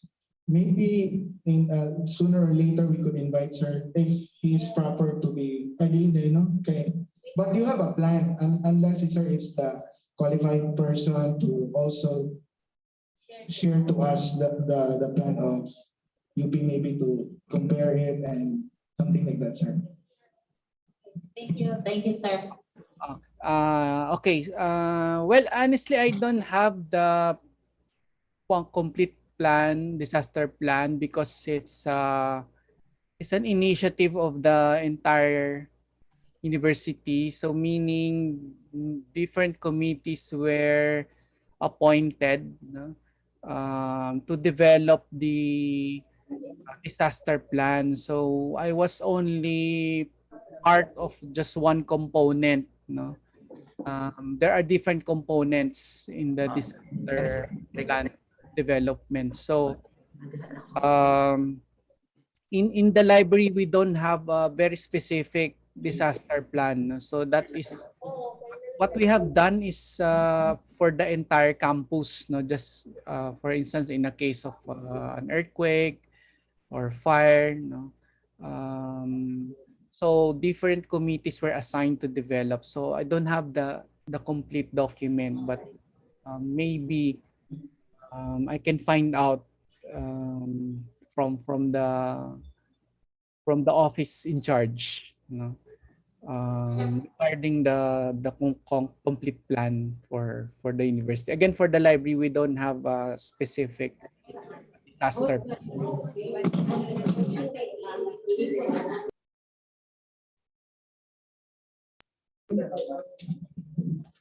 Okay, so thank you so much once again, Sir Chito. So do we have any more questions from the participants? Ma'am Salares?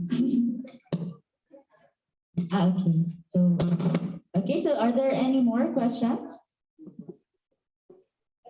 Oh, I have a question, sir.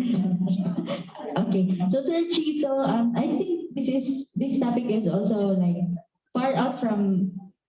medyo far out po siya. Pero I'm just curious, what are your practices with regards to the thesis and dissertation? So, just like what you have presented a while ago, you have this like the database. So, how do you like distribute or how do you share? What are your practices in sharing your thesis and dissertation? Well, we base it on a university policy, which is also in accordance with the IP policy of the Philippines. No? I think way back 2013, when our former president issued a revised IP policy, which basically says that theses and dissertations may be managed by the libraries, no? So meaning we determine the access, but an additional policy was released at least 2 years or 3 years after. I can't remember the exact dates. But what it's saying is that we should establish some guidelines regarding access to thesis and dissertations. But there's a cut-off date that was set. So I think 2013. So meaning prior to 2013, all the thesis and dissertations submitted to the libraries are not covered by the new policy. So the new policy allows us to distribute, or should I say, upload the full text copies of the thesis or dissertations in our platform. No? So we have control over them for as long as the authors have signed the university permission page, which says that they are granting the university access, no, or the rights to share the full text content, no, of the submitted thesis or dissertation. While those that have limitations, like for instance, those that are for publication or those that have confidential information, or those that are for application for patents, no, these are restricted resources, and we usually keep them from public access, no, for a period of 1 year, which is also renewable by the author, no. So the authors can request to extend the limitation of access, so that they will not be publicly downloadable. But once the embargo, we call it the embargo, has lapsed, no, and they did not request, so we can actually put them on public access, no. So all of our newer uh, thesis and dissertations are uh, already being subjected to the new policy, where the authors are required to sign the university permission page plus the categorization of the thesis, whether it's public or restricted, no? So that is how we determine whether we could share the resources publicly or not, no? So yun po yung aming policy ngayon in terms of access to thesis and dissertations. Sir, follow-up question. I didn't get this part of the answer, sir. So if assuming the university allows a repository for that one in the cloud, but the consumption is only for the university clients or students, faculty, and staff, so that's allowable. Yes. You do that, sir. But for public, that's the part where you need an agreement with the authors. Yes. Okay, so for consumption of the university, it's generally all right. Technically, yes. The libraries are authorized, no, to archive in different form, digital or not, the thesis and dissertation submitted, no? So the limitation is when sharing it publicly, no? So that is what the university permission page is all about. So once the authors have signed that, they are giving the university the right to allow the university to publish or upload in websites. Sir, there is a concern here. What if the client, who is a student or a faculty and staff, shares it to the public? I answered them, I don't know if you will also agree with me, that it is not the obligation of the library or the university when an action was done criminally by that person. So dili natong, it's not our obligation, right, sir? Because Right. we did our part already. I agree. Actually, it's a topic that has been debated many times when we talk about IP and copyright regarding thesis and dissertation. So usually, the fear of libraries is that users might share, the resources to others, that are not authorized. So our answer is always like this: no, we are not here in the library to police, no, or to determine who violates our university policies, no? So we're basically just facilitating access to those that have been authorized, no? So if the students would share the resources to others, wala na tayong habol dun, no? But we are not responsible because as far as we are concerned, we have only served the specific clients, no? And whether they share it or not, is no longer our responsibility. Okay? So that is how we usually answer those kinds of questions.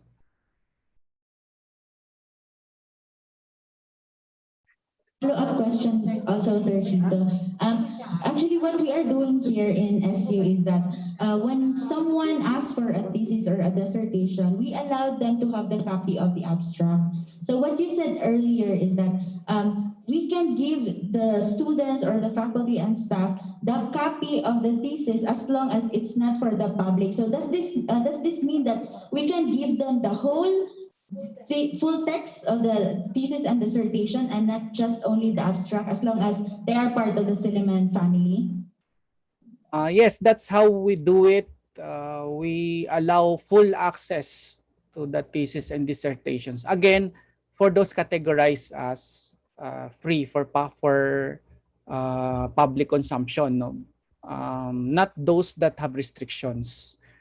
And of course, I mentioned earlier the limitations in the publication submitted prior to 2013, if I'm not mistaken. So those were not covered by the new IP policy of the university.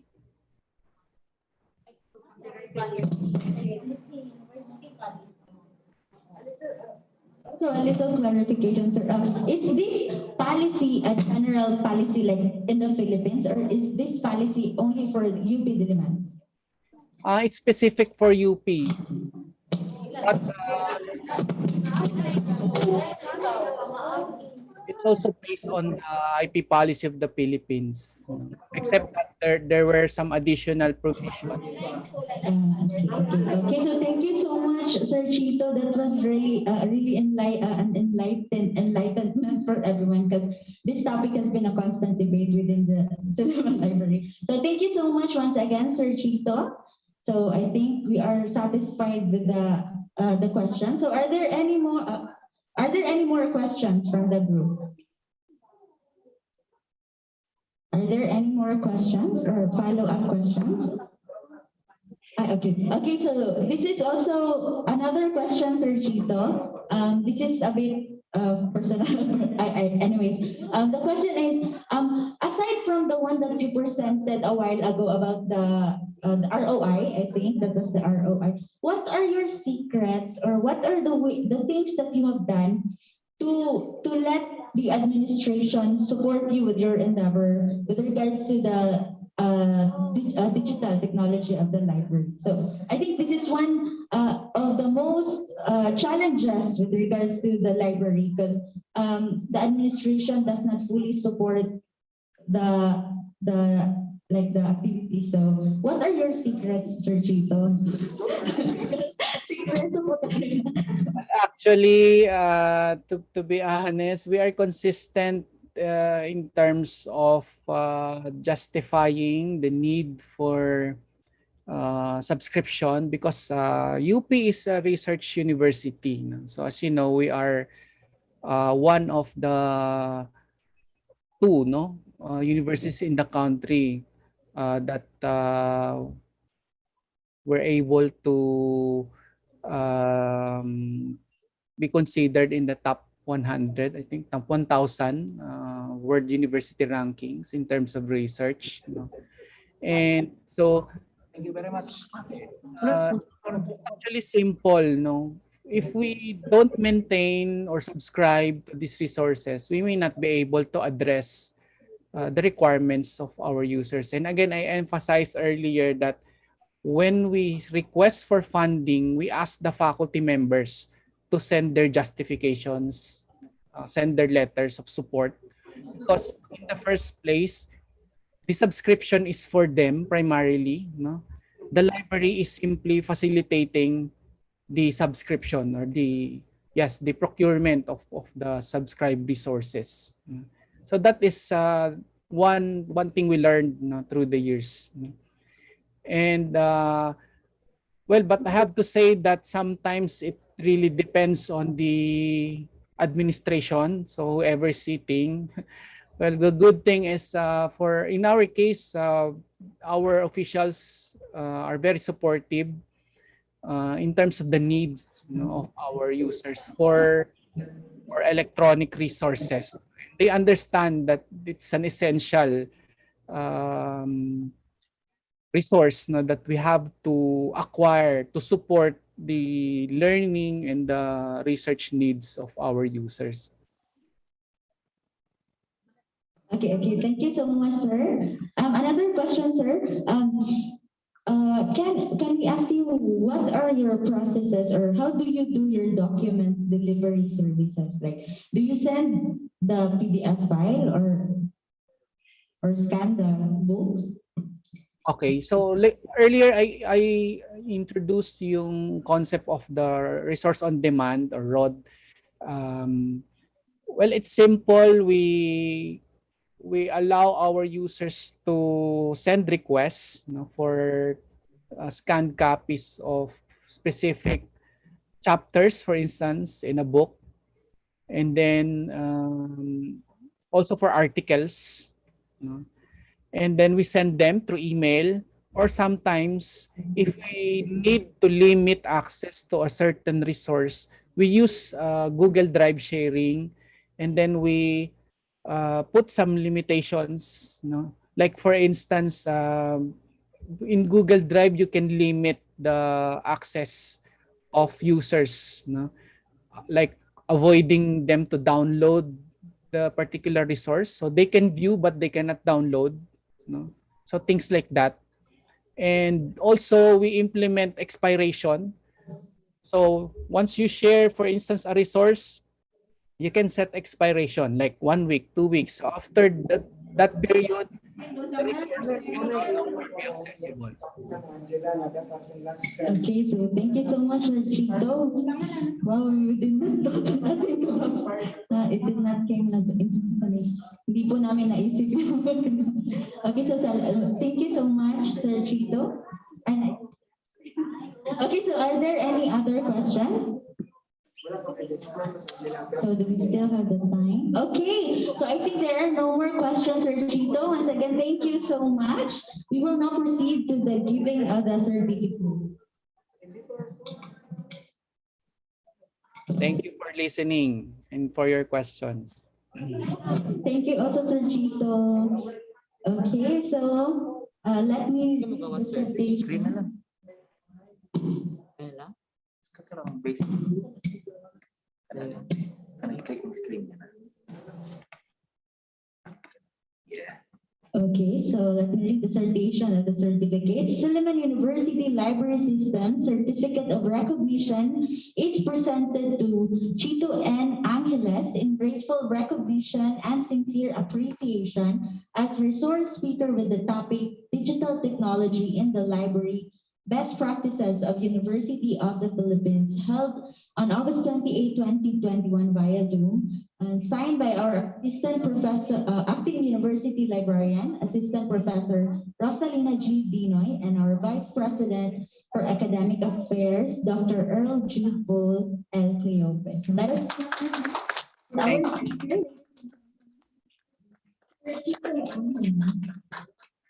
have a Silliman University Library System. We extend our gratitude for sharing your time, knowledge, and expertise. Thank you.